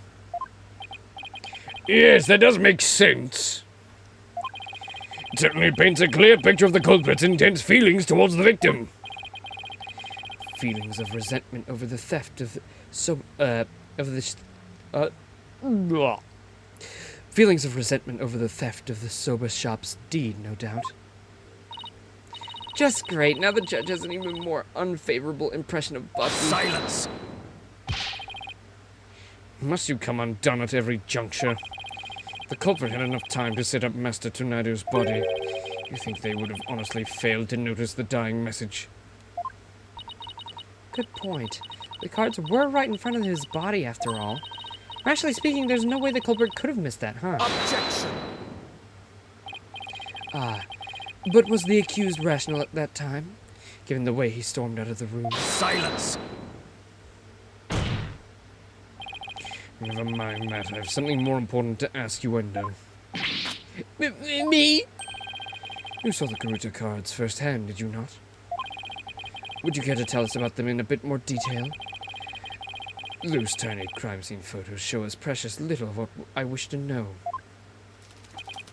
Well, those cards are from Chicho's special Soba Season Tokyo Pass set. Each card's related in some way to Soba. Spare me the history lesson. Just tell me how the cards looked at the scene and no more. Well, there was soba broth spilled all over them. That's not much help, I'm afraid. Prosecutors had money. Do you have a photo that shows the cards more clearly? I do. Please accept this meager offering, Your Honor.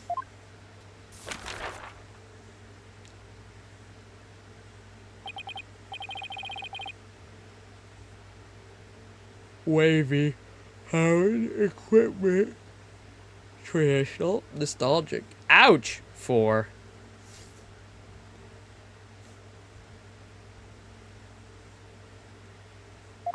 Oh, you have to put this together like a little puzzle.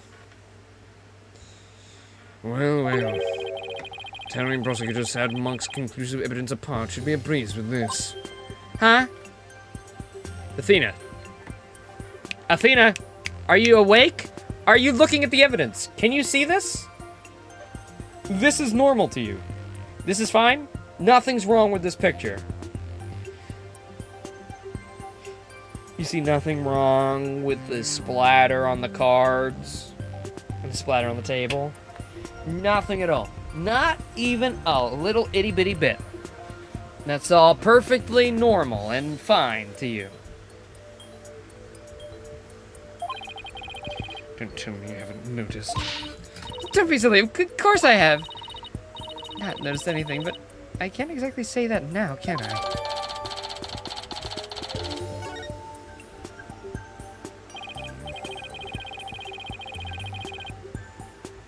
Oh, I can't stop yawning. Help me. Oh, I guess I haven't had any caffeine today.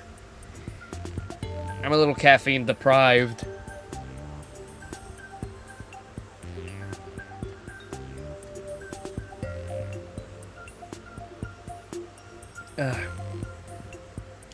Miss Sykes, do you really see a problem with the prosecution's claims about these cards?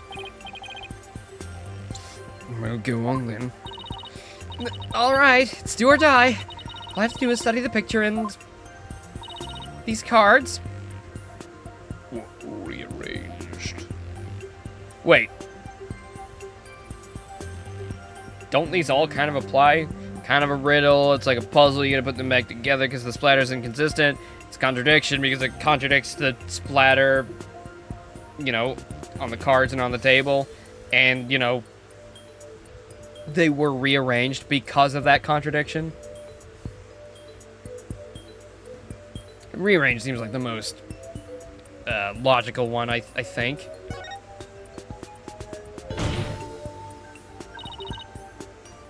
These cards were rearranged.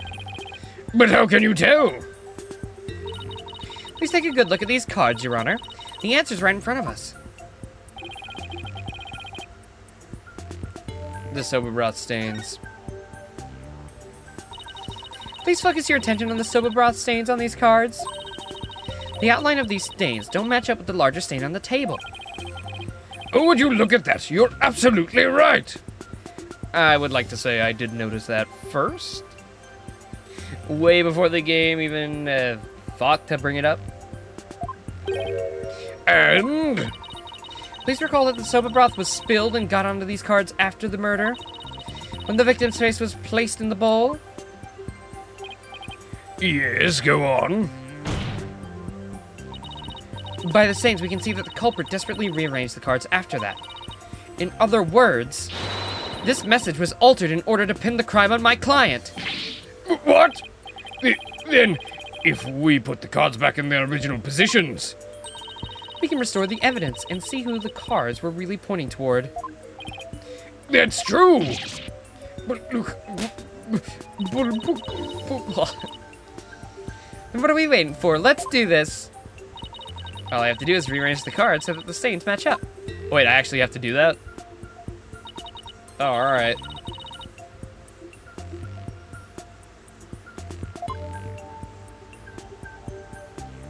Place card. Oh, that one there. Yep. Okay. And then this one would be here. Yep. Okay. And then that one would be, oh yeah. Oh, this is way easy. Yep, that one's there. T. That one's there. And you don't have to you don't have to yap every time. When? Wendigo.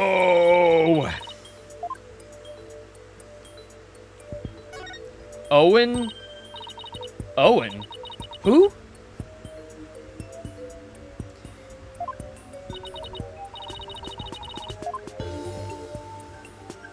Take that!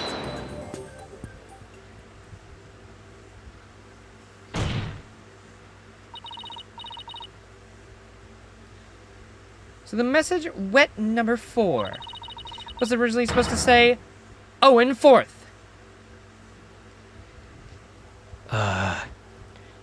Does that point to anybody? Owen? Who? And this original message is our clue to the identity of the true culprit. What?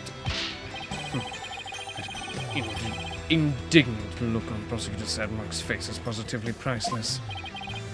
This is absurd! So it was originally Owen 4th? It wasn't wet number 4? Maybe the lawyer's smarter than we thought. Order! Order in the court! Well, I never would have imagined that there was more to these cards than meets the eye.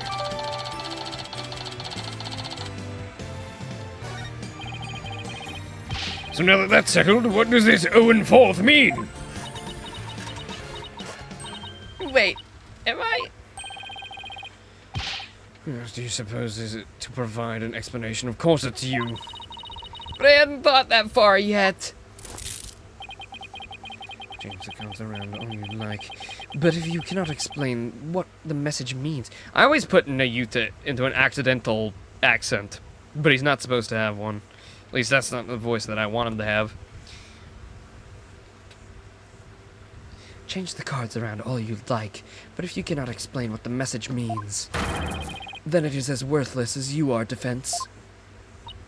No! No! My precious evidence. And so the spring chick that fancies itself a graceful swan is brought back down to earth. I have to do something. What? Stay in your thoughts for a second. There's a perfectly good witness to question over there. Oh, right! That's a good idea! Come on, Athena. Get a hold of yourself. Uendo, does this phrase Owen 4th mean anything to you?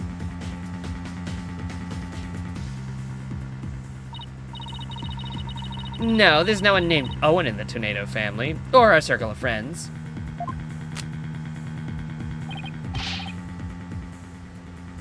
Go ahead, ask anybody you'd like. You can't be serious. Having rummaged through your empty mind, I see you have, as expected, turned up nothing. Silence! Afraid I have no idea who the devil this Owen Forth is either. But the fact remains that the cards were rearranged to pin the blame on Mr. Wet.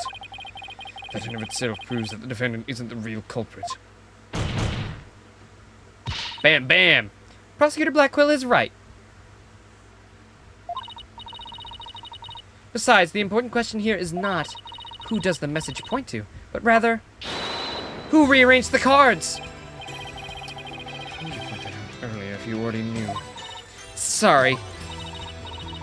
In any case, there were two opportunities for someone to rearrange the cards.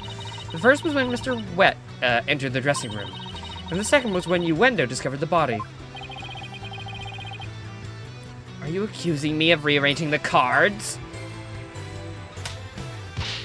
Me, who came to testify out of the goodness of my heart? Well, you didn't exactly come running out screaming straight away, did you? Even a mere 2 or 3 minutes is more than enough time to get up to some devilry. So what exactly were you doing in there, Uendo?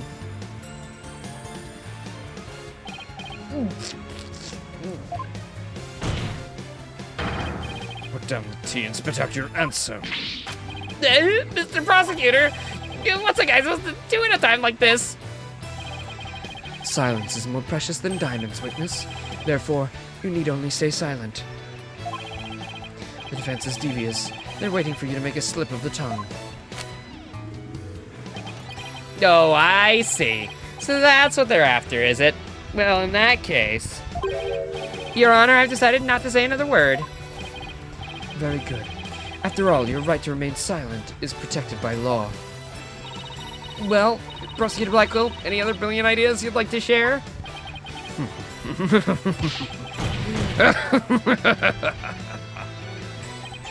Did you hear that, Sykes Dono? A Rakugo artist who's afraid to speak. Who's heard of such a thing? Are you trying to taunt him into talking? Such a petty trick will never work. That's right. I'm not gonna fall for it. I'm only asking to hear your story. Besides, is it not your job to tell your tales if there's an audience to listen? Even so, I've got a right to refuse to answer. The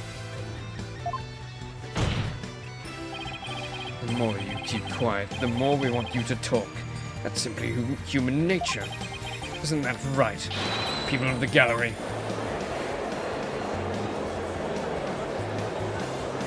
No quote this time.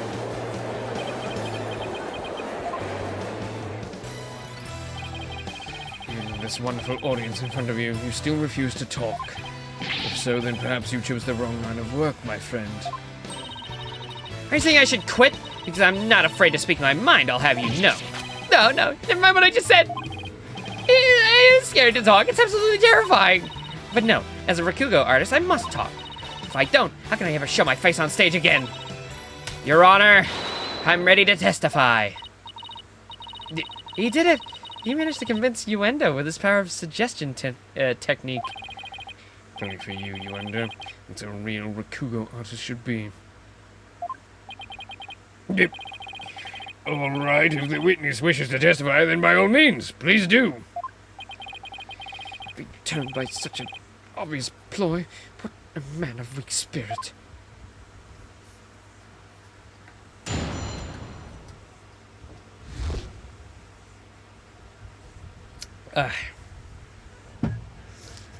In the dressing room.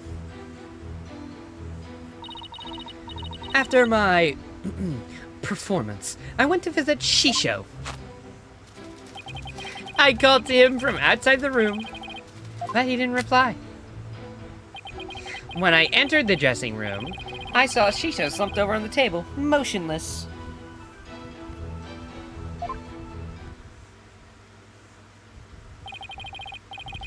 From what I can tell, there do not appear to be any inconsistencies in the testimony. Of course there aren't any. Because I'm not trying to hide anything. Mosquito said Monty's right. I don't see anything inconsistent either. But I did pick up on some faint discord in Yuendo's heart. Ponder all you would like, Defense, but it is pointless. Your Honor, I believe there is no need for further deliberation. Is this a one-day only trial? Are we not even going to get to investigate the crime scene? Are we going to figure this out just in court and that's it? I mean, we started in court right away, so I don't know. I disagree, Your Honor. I detected discord in the voice of the witness's heart. It's a one-day one? Do we even get an investigation then? Just one court, that's it? Ugh. Are you kidding me? We get one of the best designed characters of all time and it's a one-trick pony? Ooh. See, Laser, look.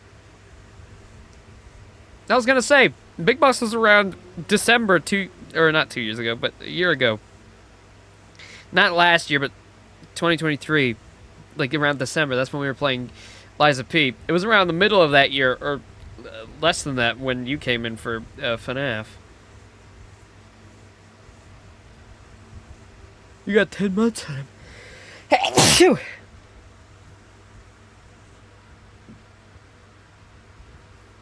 That's what I thought. But I was waiting for him to do it.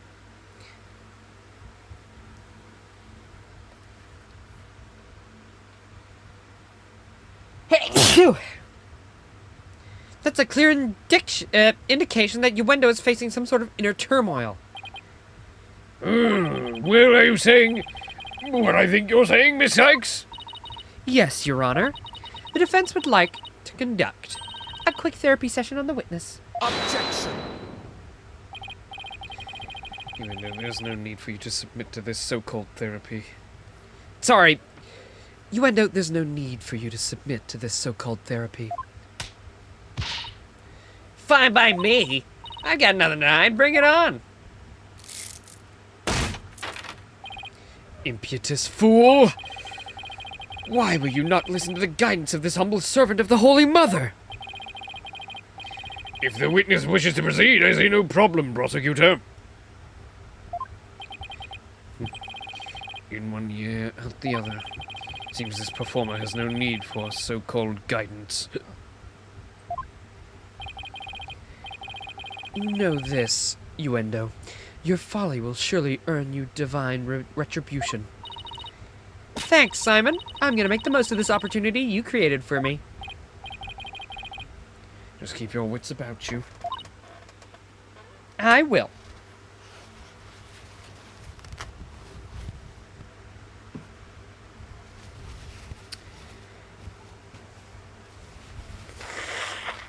Ah.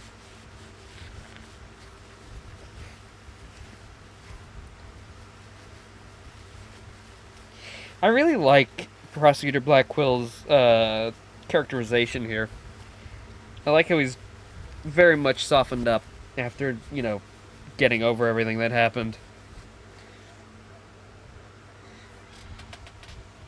His look really doesn't kind of suit his character anymore.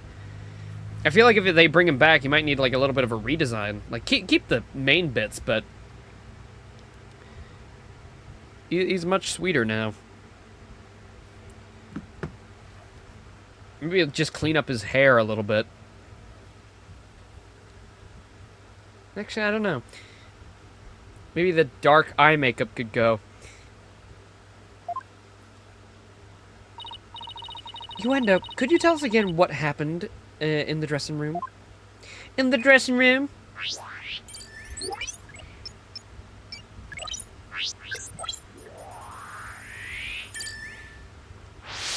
Let him get a good night's rest for once.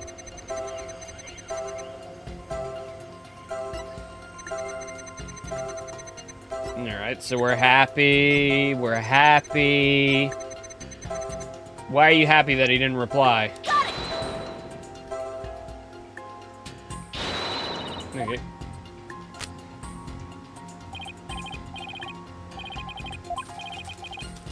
managed to assert thoughtful, calculated hypothesis. In other words, you are the something here that didn't match, correct? Guess you've met your match.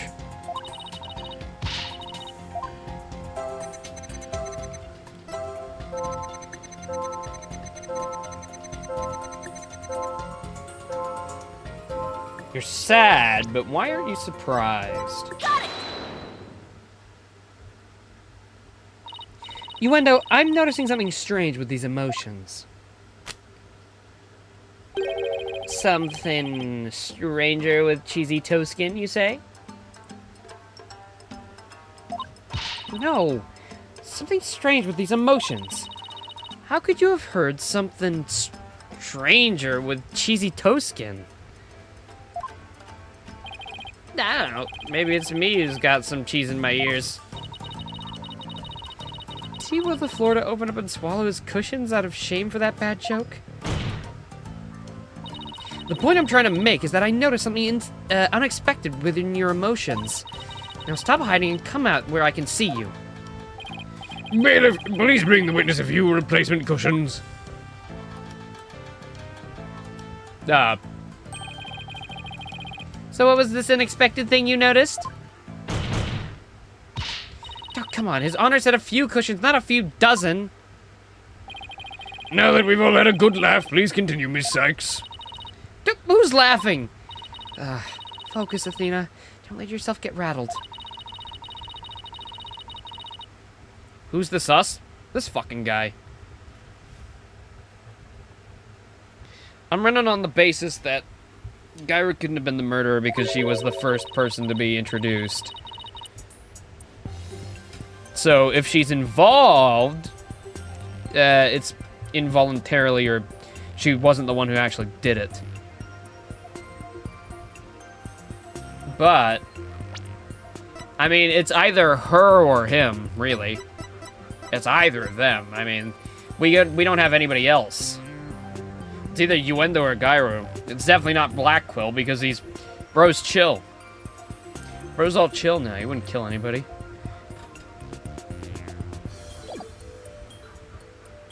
The only thing he's harming is the hairdos of our innocent defense attorneys. You went the least bit shocked, Uendo? Don't you think that's a little odd? Is it, though? The lack of surprise means you were prepared for what you saw. I think I know why.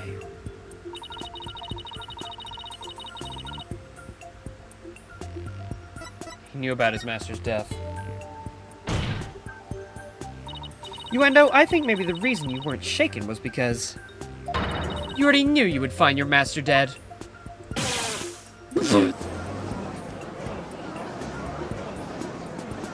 So why does he have a bunch of cushions anyway? I'm sure if you asked for that at court, you would be denied, like, instantaneously. Like, I think he can just, it looks like he's just kneeling. He's not short. Like, bro could just stand up. You've got it all wrong. Oh, right, I just remembered something. I thought Shisha was just sleeping when I first saw him.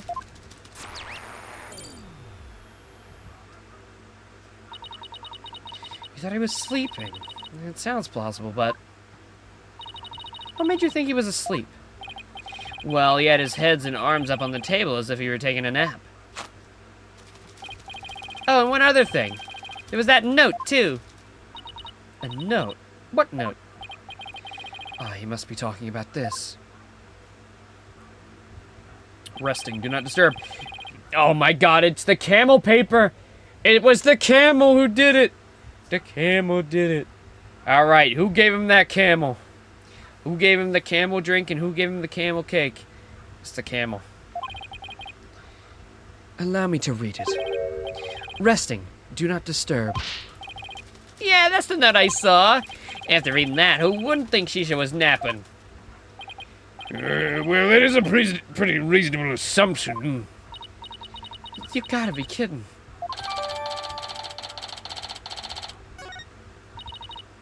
Yeah, that's right. I saw this note. That's why I thought Shisha was asleep. I want to change my testimony to include that statement. Alright, I'll just run an update.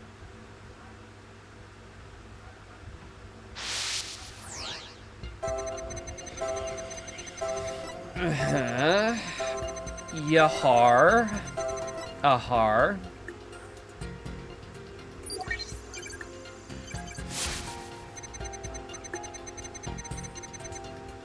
Thought he was sleeping. Something seemed off, so I rushed over to him. Wait a minute.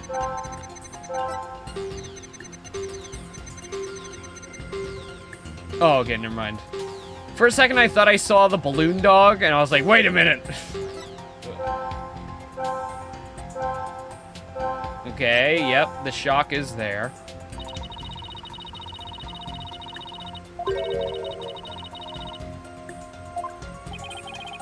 The anger.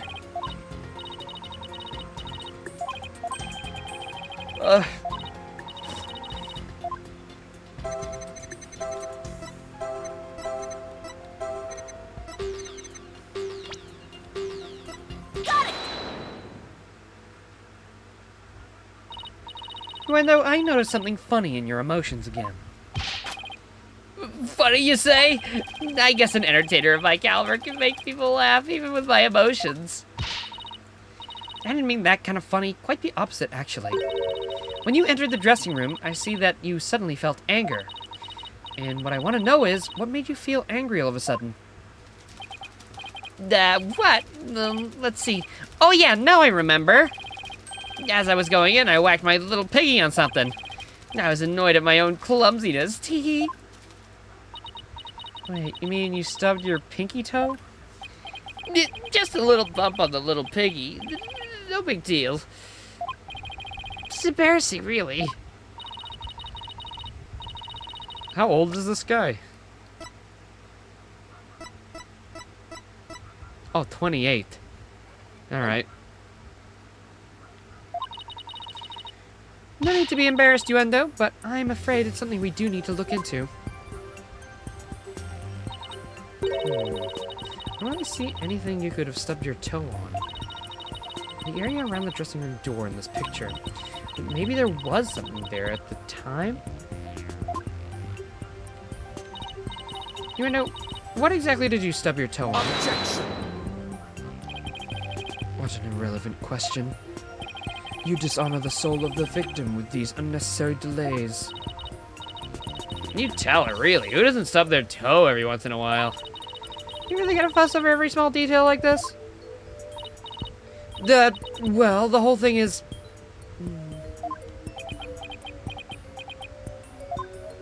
That fucking side eye. Even the most subtle of fluctuations in a person's psyche can clue us into the truth. That's why it's important to get to the bottom of this question. Because if I back down now, who knows what new insult Simon will hurl my way?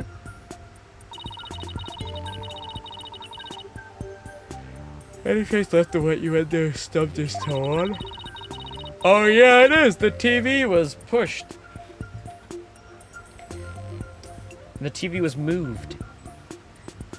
Due to the dust on the ground. Probably the fucking buck powder. John Buck Powder. Take that! Please take a good look at this photo of the crime scene. Do you see it? Do you see it? That small little gremlin on the ground, running across. This long track that goes all the way from the door and all the way across the room. Now that you mention it, I do see traces of something getting dragged. And the drag mark ends there, at the TV. This implies that the TV was originally by the door. I'm convinced that this TV is the object the witness stubbed his toe on. Well, Yuendo, how about it? Well, yeah, you're right, it was the TV. 10%, huh? Okay. There, the noise level dropped again. Yeah, I stubbed my pinky toe on the TV. What of it? Why is that so important to you? So the noise went down, but it hasn't completely disappeared yet. Which means he's still hiding something. Okay, then let's try this tactic instead. Yuendo, why was the TV moved there? Shisha must have moved it so he could watch my routine. What a place to put it, right in the middle of the doorway like that. I didn't want to bump into it again, so I put it back where it belonged. Performances on stage can be viewed in the dressing room using that TV. That's right. It's a closed-circuit monitor that shows the stage. We got bad news for you, bro. It's not plugged in. I doubt anybody tampered with the crime scene, unless it was the killer. Yeah, I see. Now what? I can't find anything else out of place. I still haven't gotten the noise level down to 0 yet. Simon, I'm still getting noise here, but I don't see anything else fishy. That's precisely why amateurs are such a bother. Sorry. I'm in no mood to play nursemaid here, but that's what it takes to save the sober shop. Hoi, Yuendo. Here's a curiosity for you.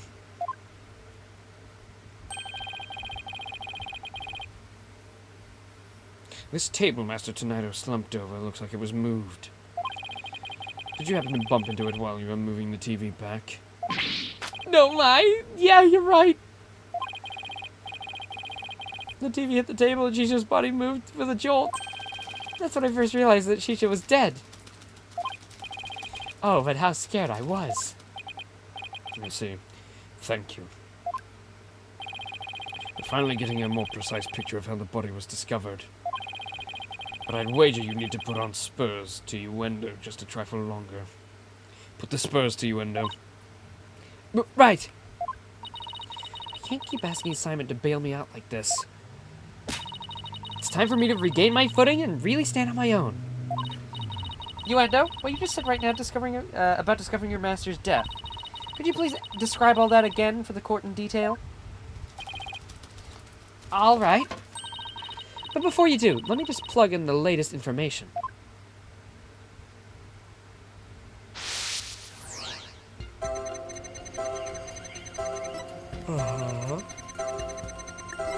Yahar.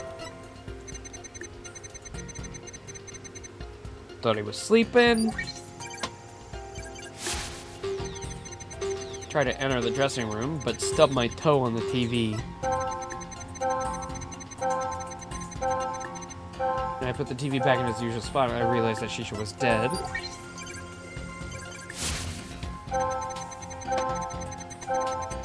Oh look, all the cards are in the normal place. See, you slipped over on that little table. Oh, Shisha. Why is your sadness so low? Okay, never mind. It was surprisingly low if you're sad about your Shisho. What a low blow to your Master Shisho.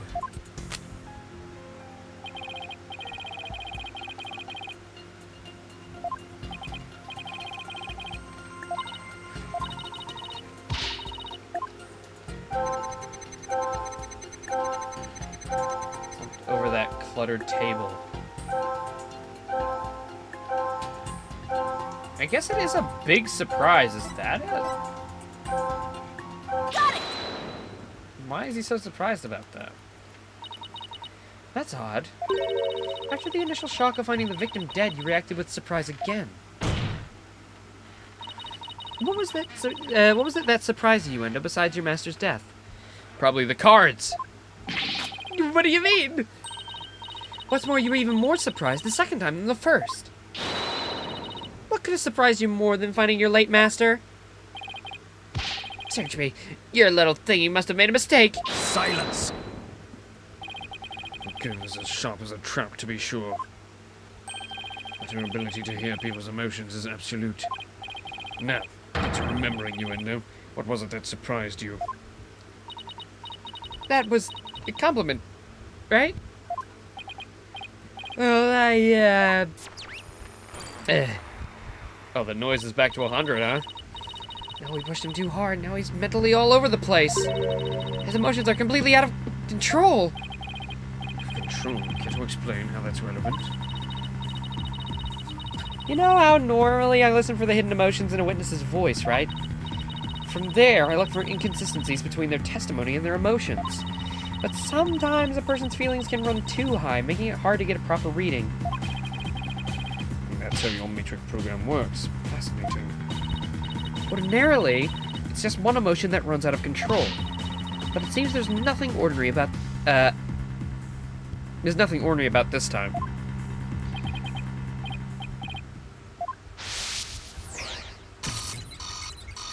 Which means we gotta find what's making him that mailed.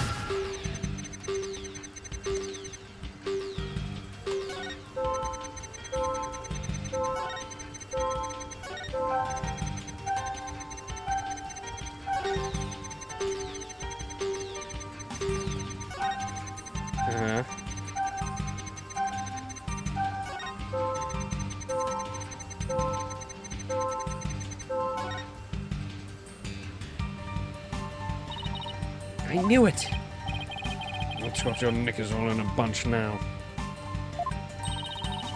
Uendo has multiple emotions running all out of control at the same time. I've never seen anything like this, ever! How does one bring a situation like this back under control? I'll have to find the cause root of this tangled mess before I can treat him. If I can identify what's causing this emotional rampage, then I can probe with L1 to dive in further. I need to point out to the root cause and hit probe again. Yeah, we know. And that will help bring his emotions back under control. In that case, let's get started, shall we? Alright, I can't guarantee success, but it's definitely worth a shot. Time to look for the root cause of Uendo's rampaging emotions.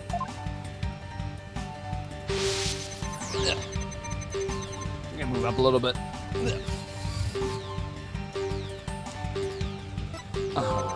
It's the cards, right? It's gotta be the cards. Got it! Yeah. I get it now. The cards were the root of it all. Don't even try to deny it. You can't hide your true feelings from me. The dying message that was left at the scene of the crime is what was causing your distress. And if the dying message was the cause of all those feelings, then that means the phrase Owen Forth must mean something to you.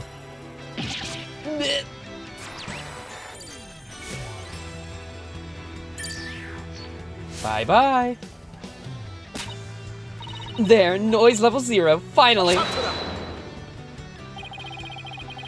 The dying message consists of 2 words, Owen and Forth. But neither of those 2 words have anything to do with this witness.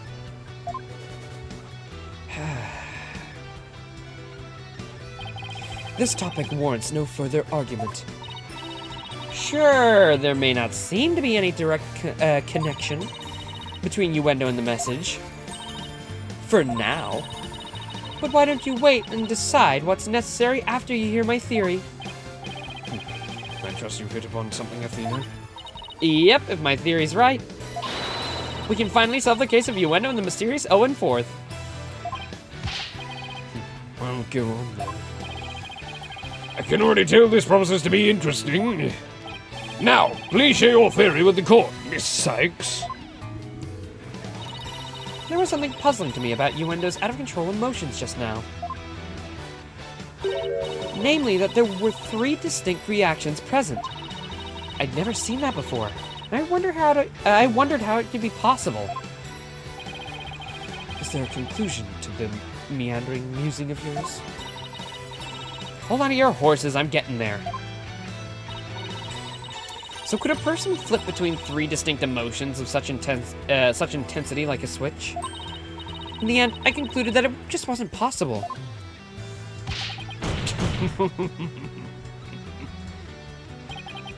So that's it, isn't it? A bit unconventional, but I'll grant that it's possible within the realm of psychology. Within the realm of psychology? I'm afraid you'll have to explain to the old man up here on the bench.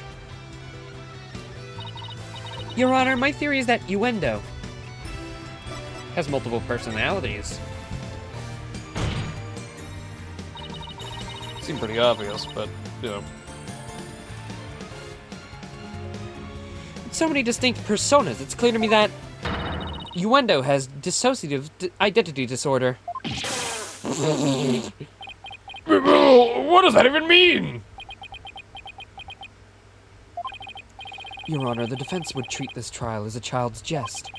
Multiple personality disorder? A preposterous preposition indeed. Would you not agree, witness? How'd she know? How'd she figure it out?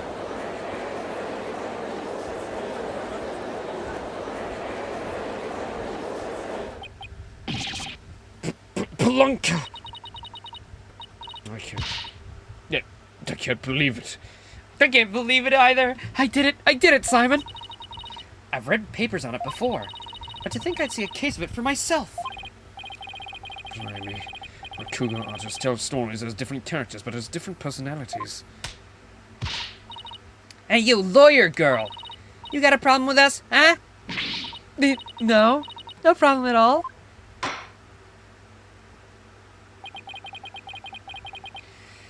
This is all very hard to believe, but now that we've established that the witness had multiple personalities, could each of them please introduce themselves to the court? Uendo Tonido. I am a Rakugo storyteller, as you know. Hello, everybody. Patches the friendly gesture here.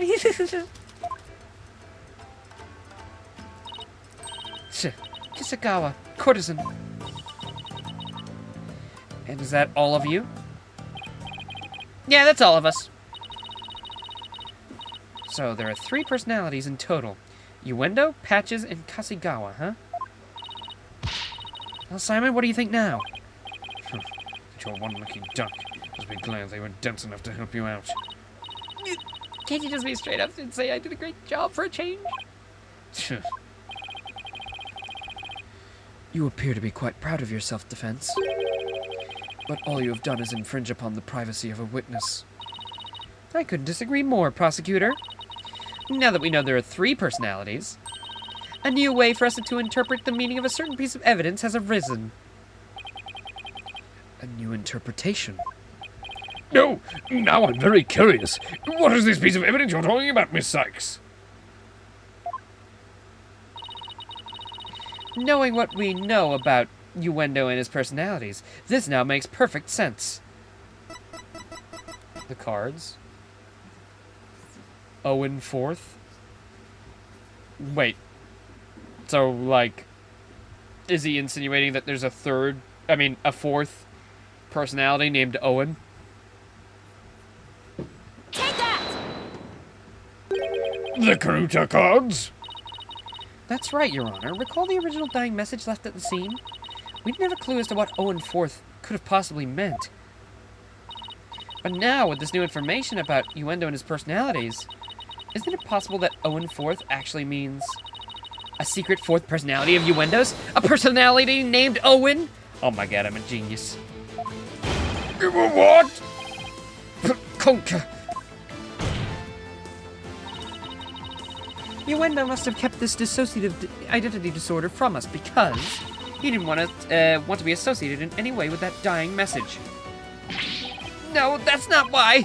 We kept our disorder a secret for a different reason altogether. We've been taking advantage of our affliction to act out various Rakugo characters. If word of this got out, well, our reputation as a Rakugo artist would be tarnished, as would the Tonido name. That's why we kept it a secret from everybody except members of the Tonido school. But really, there's no 4th personality. It's just the 3 of us in here. Plausible enough sounding story. Hold on, I need to blow my nose again.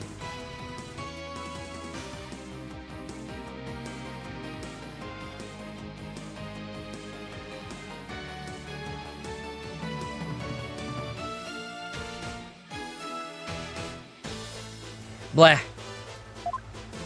It still doesn't prove you didn't rearrange the cards, does it? I would concede that it's highly likely the witness rearranged the cards. Prosecutor Samani actually agreeing with us? However, is it not also possible that the accused killed Mr. Tornado? Oh my god, is that heartburn? Oof! Coming up with a vengeance! And then left that message in order to frame the witness? And upon noticing the cards when he found the victim's body, Uendo rearranged them. Silence! A fantastic tale, but a tale nonetheless. No one outside the Tornado School knew anything about Uendo's multiple personalities. Uendo just finished saying so himself. Ah, that is true, but ultimately meaningless. The witness was only in the dressing room for 2 to 3 minutes. It's far too little time to commit murder, wouldn't you say? Objection! Then who's to say he couldn't have done it before his discovery? Objection! I'm fine.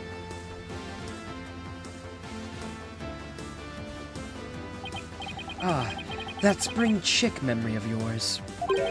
Have you already forgotten Prosecutor Blackwell's testimony? Simon's testimony? Oh.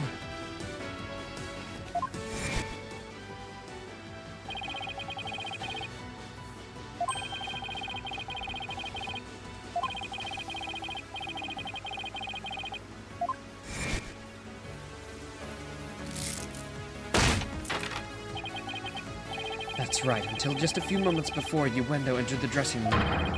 Taifu Tornado was confirmed to be still alive.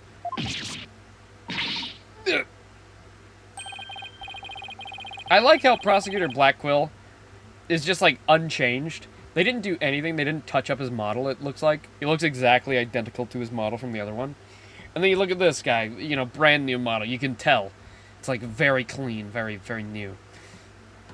There's just, like, a lower poly count, I think, on Prosecutor Blackwell. It's not too noticeable, but, you know, if you look at him too long, it's like, yeah, he does look a little less quality, I guess. I think they did add the outline, though. A bulletproof alibi that I've already confirmed with several audience members. No, no! I also heard that his Rakugo performance that day was a steaming pile of shit. Well, you get the picture. Yeah, I'm afraid so. Really stuck up the stage, I did. And yet, I've got a perfect alibi. Indeed, why not land the coup de grace on the defense by describing your alibi for the witness? Okie dokie, Smokey.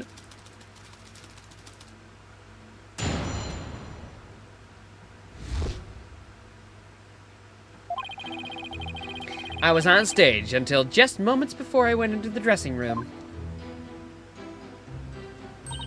The entire audience was my witness. But my performance was a huge bust. Not a single soul laughed. I'll never be able to live down how terribly I bombed during that very important show. Uendo was on stage before he found the body, so he could not have committed the crime. It is time to let it all go, defense, and move on. Well, get this, Prosecutor Sudmati. The Right Anything Agency never gives up. We fight to the bitter end. Allow me to say this once more. Let it go and move on. Allow me to say this once more. I'm never giving up. Let it go and... Never! This is pointless. You should have taken advantage of this opportunity while you could, you foolish child. Your worthless convictions only serve to prolong the accused's suffering. If words will not sway you, then perhaps pain will. Oh no! Anything but this! No, he's gonna use his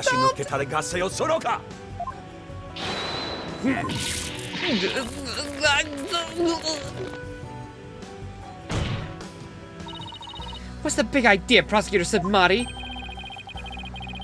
That was but a small dose of punishment for your misguided convictions. Are you now a bit more inclined to give up as instructed? As if. In that case, you must require another dose. Oh, shit! Not bloody likely. Oh, Black Quill, you badass. Don't give two fucks about your beliefs. But if Sykes don't know what to submit to you here, I won't be able to eat good sober anymore. Yeah, is that the only reason you're helping Blackwell? Yeah. Won't get your good sober anymore. That's right. For Mr. Wet's future and Prosecutor Blackwell's stomach, I will never give up. Rue those words, Defense. Of that I can assure you. Francesca's got to be a main character in the next Phoenix Wright game. I don't care. She's got to be like a, I don't know. Like maybe she's working offhanded with one of the detectives. Maybe not the main detectives that, you know, put onto the main cases, but maybe they're just like working adjacent. Especially if they go with that idea that I really like. Then they could easily have them just in the background. Maybe do a couple of like side quests for them. A few side missions. And you just help them, like, I don't know, interrogate somebody or investigate an area. That'd be neat. Get gumshoe, some noodles. I don't fucking know. Hey, pal, I'm in need of some noodles. I've been running low. Can you go to the store and pick me up some? I'm running a bit low on funds, so, you know, if you could cover this one, I'll get you next time.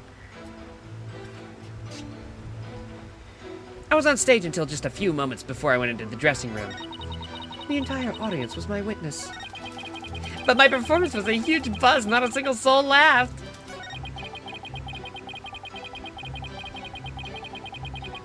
Hold it! Excuse me for asking, but do you bomb like that on a regular basis? Well, aren't you a regular rude daisy?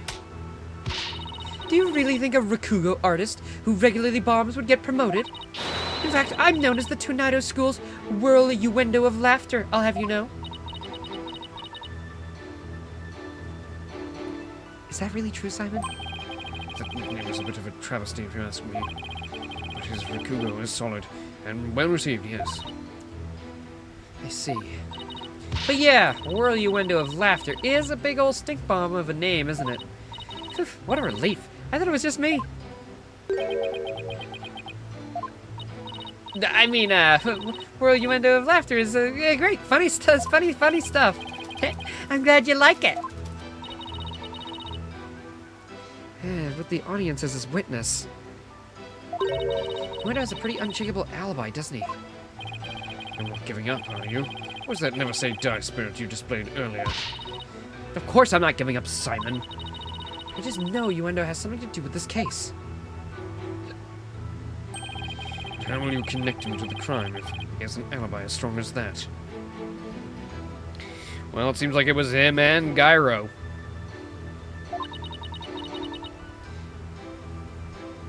I don't know yet.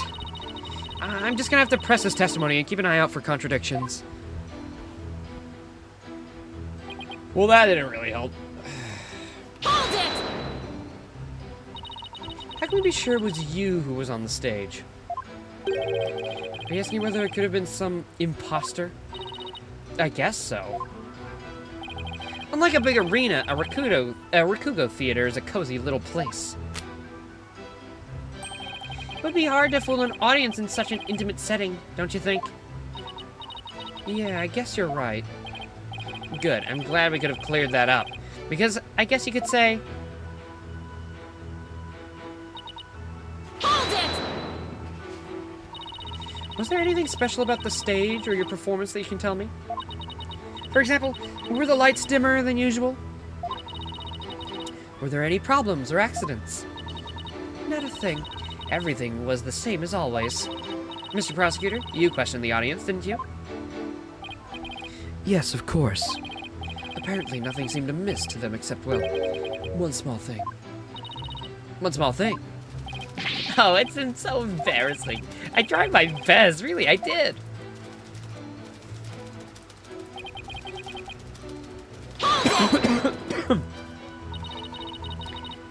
Do you have any idea what went wrong?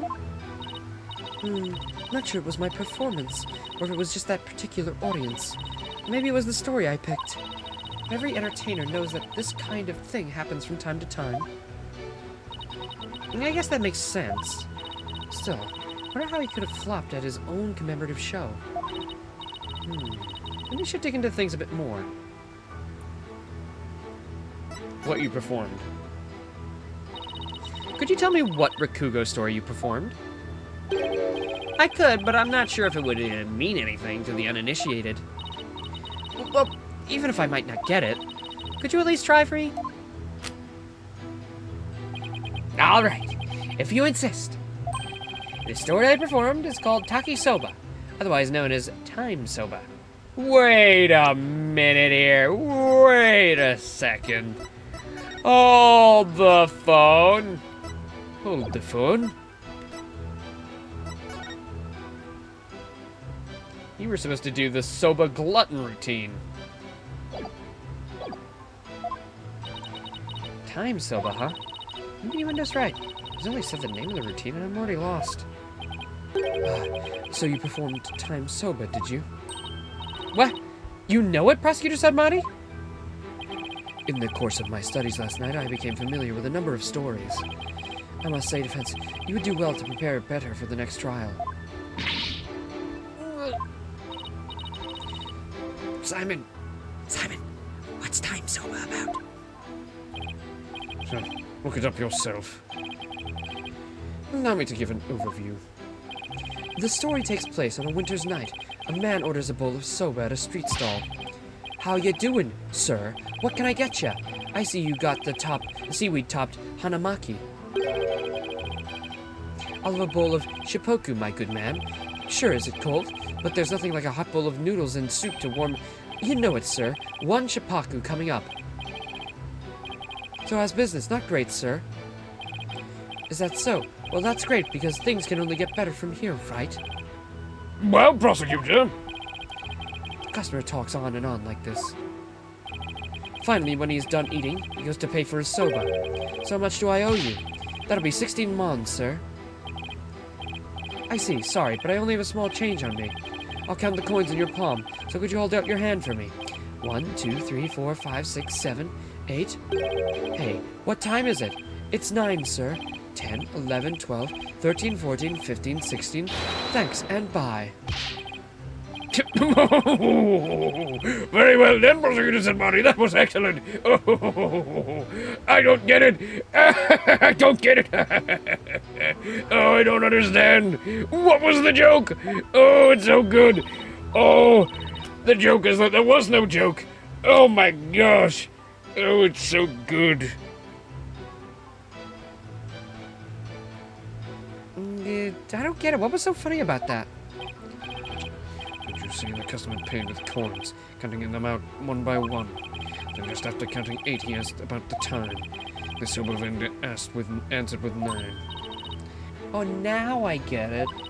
He made the vendor say 9, and then he continued counting from 10. Exactly. He cheated the sober vendor out of 1 mon with his smooth talking. Oh.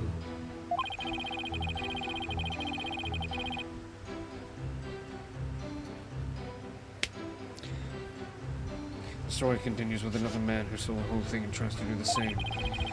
But he bungles the trick and ends up paying more than 16 mon for his soba. Well, that's funnier. That's the funny bit. He didn't even say the funny bit. He just got away with, like, ripping off the vendor, who doesn't get good business, by the way. Poor business vendor. And then the next guy bundles it and pays more, so in the end, he doesn't get ripped off. That's the funny, ironic bit. Not the guy who plays the poor trick on the guy.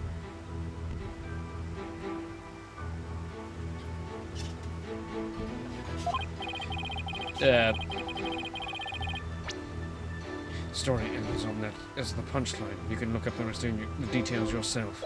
Or I'm sure Prosecutor Sad Monk over there would love to perform it for you after court. So basically, it's a story about a man cheating on his sober bill. It's kind of petty, isn't it? Is that really all you have to say about this classic story? Time sobers are such a well-known staple of Bakugo that the skills... Objection! Fine. You studied a lot. We haven't the time for a lecture detour right now, Prosecutor Sad Monk. I love that he's got a new, like, nickname for the prosecutor. I love that he just gives everybody, like, a mean nickname. It's fun. I'm glad they continued that over. Oh, I wanted to hear a little more, but I suppose it was off topic. Getting back to the matter at hand, besides, the witness stated that the story I performed is called Toki Sober, otherwise known as Time Sober. Would you like to add this statement to his testimony? Yes. Have it added. That was such a long-winded thing. Just for, like, you know, one measly objection that I caught right away. Yeah, you're fucking a liar. Objection! Uendo, isn't there something odd about the routine you performed? No, I don't think there's anything odd about it. This is exactly what I find odd. The fact that you don't think it's odd. Objection!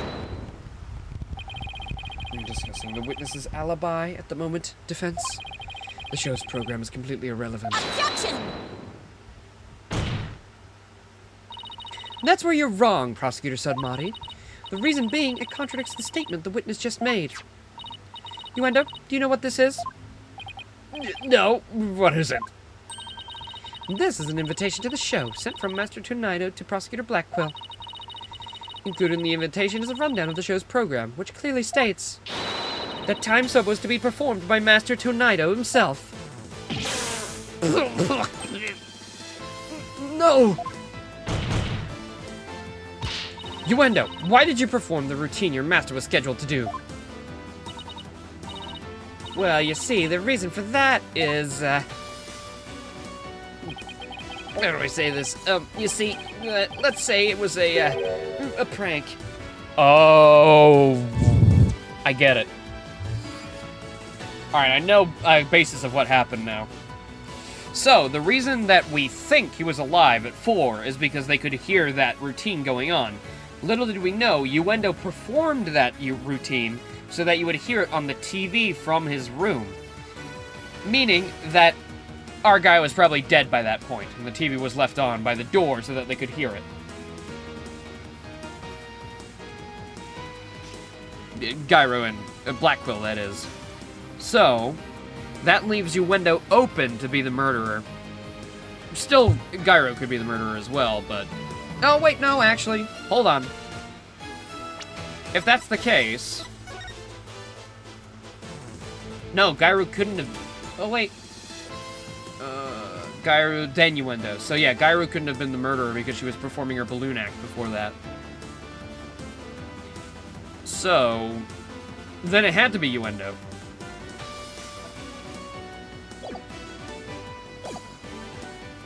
Unless there's another trick.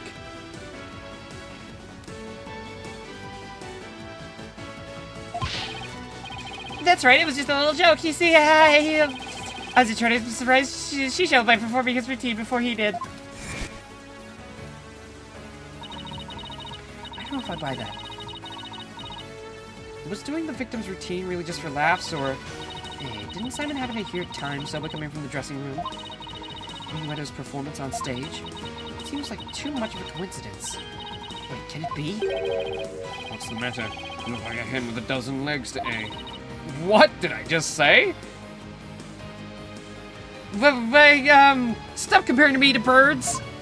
I think that's what you did? Legs to pay? What? And cease this bird brain timidity. If something has occurred to you, then lay it out for us already. Don't breed resentment in those watching your performance. Okay. I don't have a ton of confidence in this theory, but here goes. It looks like Uendo's alibi checks out, Your Honor, but even though he was on stage at the time, he may have been trying to obfuscate a crucial detail about this case. Are you referring to the sober Bill the man tried to skimp on in the witness's story? I'm not talking about the Rakugo story, Your Honor. No, I'm sorry. But then, what are you talking about, Miss Sykes? What Uendo may have been trying to deceive us about was the time of the victim's death. Uendo tried to deceive us about the time of the victim's death. What? Objection! What gibberish. Prosecutor Blackquill even testified to the time of the victim's death. I know. But he only testified that way because he and Gairu had been completely taken in. You mean by the sober Bill thing? Would you please forget about this story for a second, Your Honor? I was deceived. Pray tell, how did Uendo manage to deceive two people while he was performing on stage? Oh, that's easy. All he had to do was use a certain prop in the dressing room. Oh, and what might that be? Gotcha. Take that! It was the TV, you guys. The TV was used to view what was happening on stage. Prosecutor Blackquill, when you came to the dressing room, what was Uendo doing? He was performing time sober. Blast! Could it be? Yeah, it could, and it was. What you and Gairu heard was not Master Tornado practicing his routine. It was Uendo's performance as heard through the TV monitor speakers. What? With the TV just inside the inner door of the dressing room, it could easily be heard from the hallway outside. Because we knew that Master Tornado was scheduled to perform time sober, we were easily manipulated into thinking he was still alive at that time rehearsing. Yep, your knowledge of the day's program is why the two of you could be fooled this way. Simon, did the voice you hear belong to Master Tornado? The door's in that way. I couldn't tell exactly who the voice belonged to. But because I heard time sober, I just assumed it was Master Tornado. I can't believe I was taken in by such a simple mind game. Objection! All of that is mere conjecture. Where's your proof, defense? Objection! Uendo moved the TV back when he discovered the body. After all, he couldn't very well leave it by the door. Because then someone might figure out what trick he'd been playing. And there's one more thing about Uendo's actions that's suspicious. And that is... The fact that he flopped so badly on such an important occasion. What's so suspicious about that? Suspicious. Even pros slip up once in a while, you know. But I believe that this time it was intentional. Because Uendo knew it'd be strange to hear laughter coming from the dressing room. Oh my. Yipes! It's all just a bit too perfect to be sheer coincidence. Plus, if the voice Prosecutor Blackquill and Gairu heard was due to Uendo's scheming, then the victim's time of death could have been earlier than 4 p.m. In other words, Uendo could have killed Master Tornado himself. We've got you by the stones now, Uendo, so you'd better confess everything. We've got you by the stones. Is he talking about his balls? I wish they'd just have the balls to say it. We've got you by the balls. Well, witness, what do you have to say for yourself? We demand an explanation. I'm guessing this is a little too early, so it can't... Unless, like... We still gotta figure out who that fourth personality is. Maybe it was the fourth personality who did it, and not him? Technically, but it's still him. So he'd just be sent to a ward or something for treatment, maybe.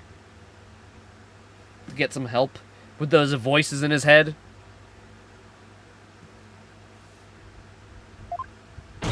Uendo! I confess, I tampered with the crime scene.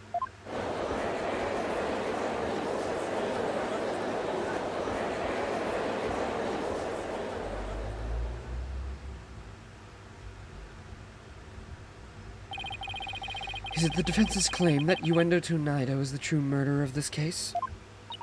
If he tampered with the crime scene, then we have to at least consider him a suspect. Now wait just a minute. Yes, I admit to messing with the dressing room, but I didn't kill Shisho. Then why'd you tamper with the scene? I refuse to answer that question. What? If you suspect this witness, then I have a question for you. What could it be this time? Uendo had absolutely no reason to murder Typho Tonido.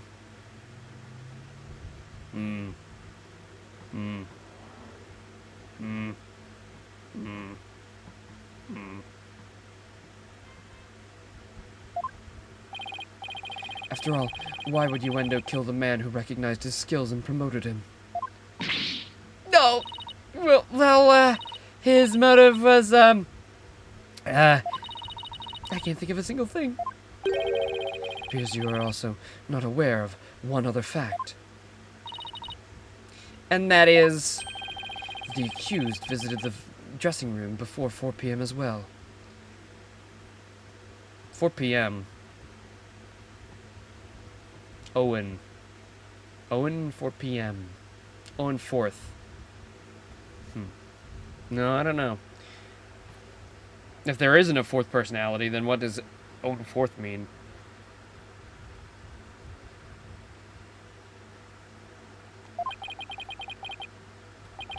It is not natural, then, to suppose that the accused killed the victim at that time. What? Nobody told me Mr. Witt also had gone there before 4 p.m.? We were only discussing the time frame after 4 p.m., so I didn't think to mention it. But now that you've made the time period before 4 p.m. relevant... Uh-oh. I don't like where this is going. So you really do not know what your client was doing during that time frame, do you?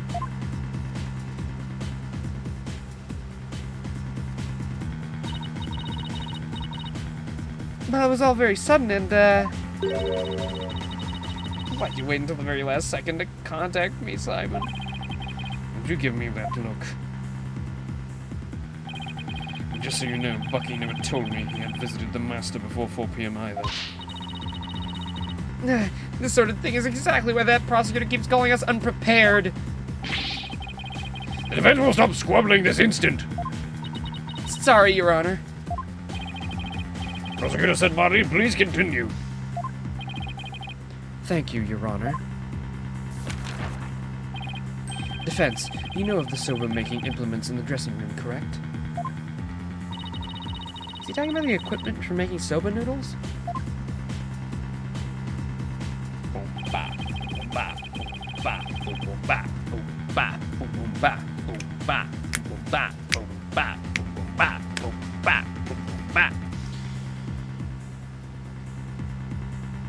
Speak of the large bowl that is used to mix buckwheat flour and water. The non-rolling pin and the special knife that is used to cut the dough into noodles.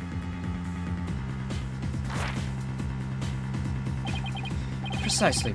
These tools all come from the accused's soba shop. You mean they don't belong to Master Tonido? Mr. Wet had visited the dressing room to give the victim a soba-making lesson, and that visit was before 4 p.m. I'm afraid that after the accused kneaded the dough and made those noodles,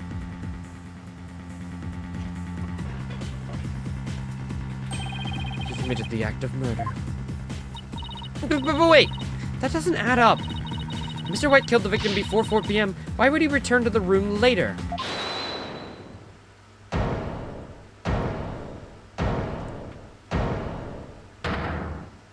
Oh, hey, buddy. Bro, what the hell? He's a skater kid as well? He's a skater boy? Chilled soba, 680. Sorry, who wants cold noodles? Is that a thing? What? Ugh. yummy, cold noodles. Wet, soggy, cold noodles.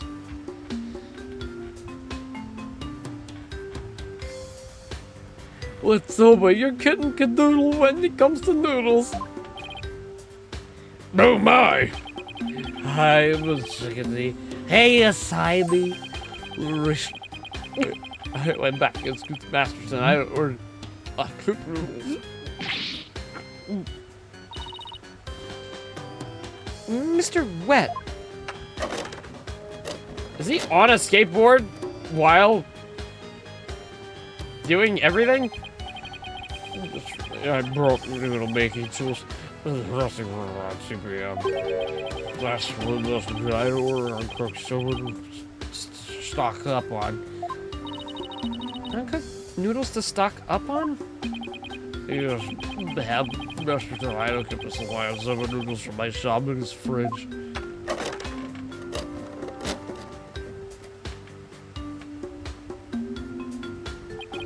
They only had 1 serving glass, so I landed my shop to get some more. 1 serving of noodles in his fridge, but I thought the fridge was practically empty. Anyway, the whereabouts of the missing noodles isn't all that important right now. I mean, the missing noodles was probably the one that he has his face deep in. You ran into me in Gyro when you came back to deliver the uncooked soba, correct? That's right, I made time out of my busy day to deliver the noodles. You know what, he ignored me when I called him for there's no way. He just kept mumbling or Google lies for ages. I got mad and went back to my soba shop. So that's why you got mad. If what he's saying is true, then there's no way he could have been the murderer. I just want to tell the truth, Mr. Bailiff, quick! Get this man to the infirmary! Should we be allowing a drunk, to testify? Shouldn't we, sober him up? I get it, like soba noodles, like sober him up. Is that anything? Did they intend for that? I don't know. Well, I dare say he's quite the handful. Your Honor, please accept the statements Mr. Wet made into evidence. Objection! I believe the accused's statement about going to the room at around 2 p.m. is true, or it falls within the victim's estimated time of death. Well, that opens up the possibility that the crime was committed between 2 and 4. That's some critical information. Yes, Your Honor. But other than that one point, Mr. Wet's statements are dubious and without proof. Objection! But they are the words of the defendant himself. Simon, back me up here. He has a point. If I were the prosecutor, I wouldn't accept them either. Well, I understand the defense's feelings on the matter. This court is unable to accept anything without anything other than the time of the defendant. The time that the defendant made his visit, that is. Now what do I do? I trust you have no further objections, defense. At least the time has come to send the soul of the victim onward to the Twilight Realm. Silence! I'm glad Blackwell's here to, spit some fucking shit into his eye. Because, God, he's annoying with our little spineless defense attorneys. What are you yammering about, Prosecutor Sadman? We still have something we need to question Uendo about. We do? Like what? Don't just stand there. But we don't have any evidence left to present. We've got an already. Isn't there still a hidden witness you have yet to question? A hidden witness? Oh, that's right.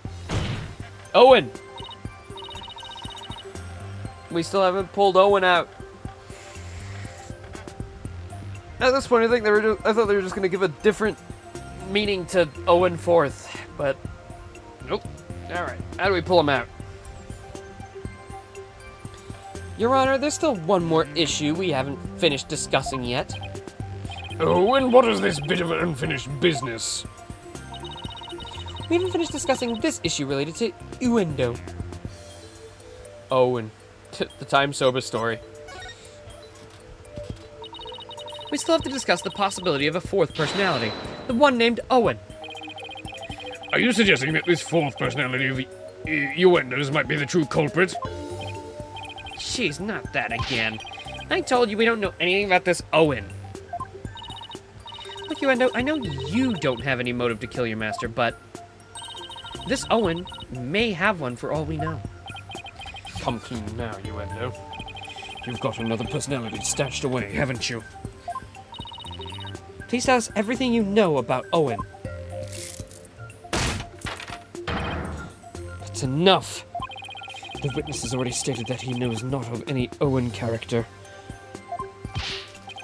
Bravo, you tell him, Mr. Prosecutor.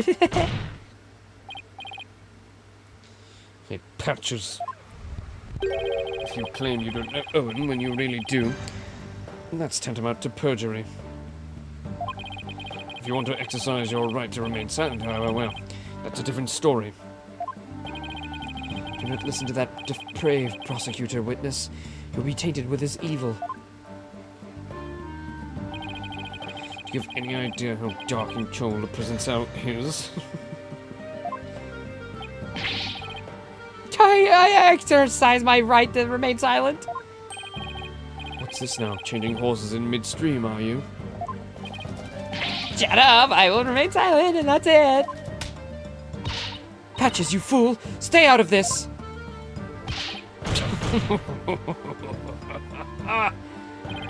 Patches is not the brightest bulb in the box you call a noggin, is he? The fact that he switched from I don't know any Owen to I will remain silent is proof that he does know about Owen. There it is again. Simon's formidable psychological manipulation tactic. I'm sure glad he's on my side today. Objection! You dirty, despicable, depraved prosecutor! You're leading the witness! Witness, there's no need for you to submit yourself to the defense's questioning. Objection! Your Honor, Uendo is definitely hiding something. Please allow me to question the witness about the existence of Owen. Well, I suppose only this witness can confirm or deny the existence of Owen for us. Very well. I will allow the defense to proceed. Conker.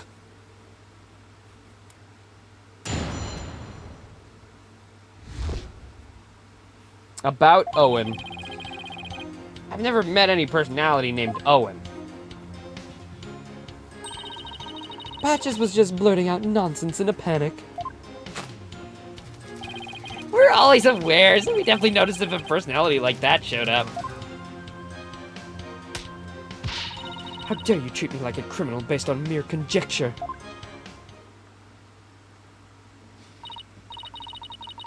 How am I supposed to deal with the testimony of 3 personalities? Unless you can prove the existence of Owen here, it's all over.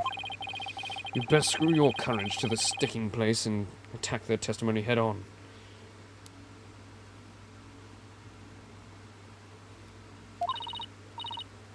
All right, I will.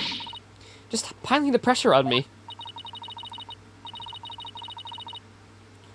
Big Boss, do you have any idea how much is left in this if you're still here?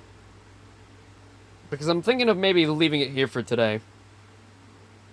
This seems like a good spot to, you know, put a little, you know, to be continued bumper.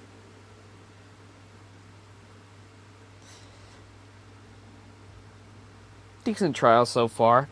Not anything crazy. The best part is, you know, the clown girl, but everything else is just like, yeah, you know. I mean, really, functionality-wise, it can only be Gyro Uendo. And this 4th personality is a good suspect, but Gyro's a really cute clown girl with a really great theme, and she'd have a really good crash out, so I could definitely see her being the perpetrator just for that.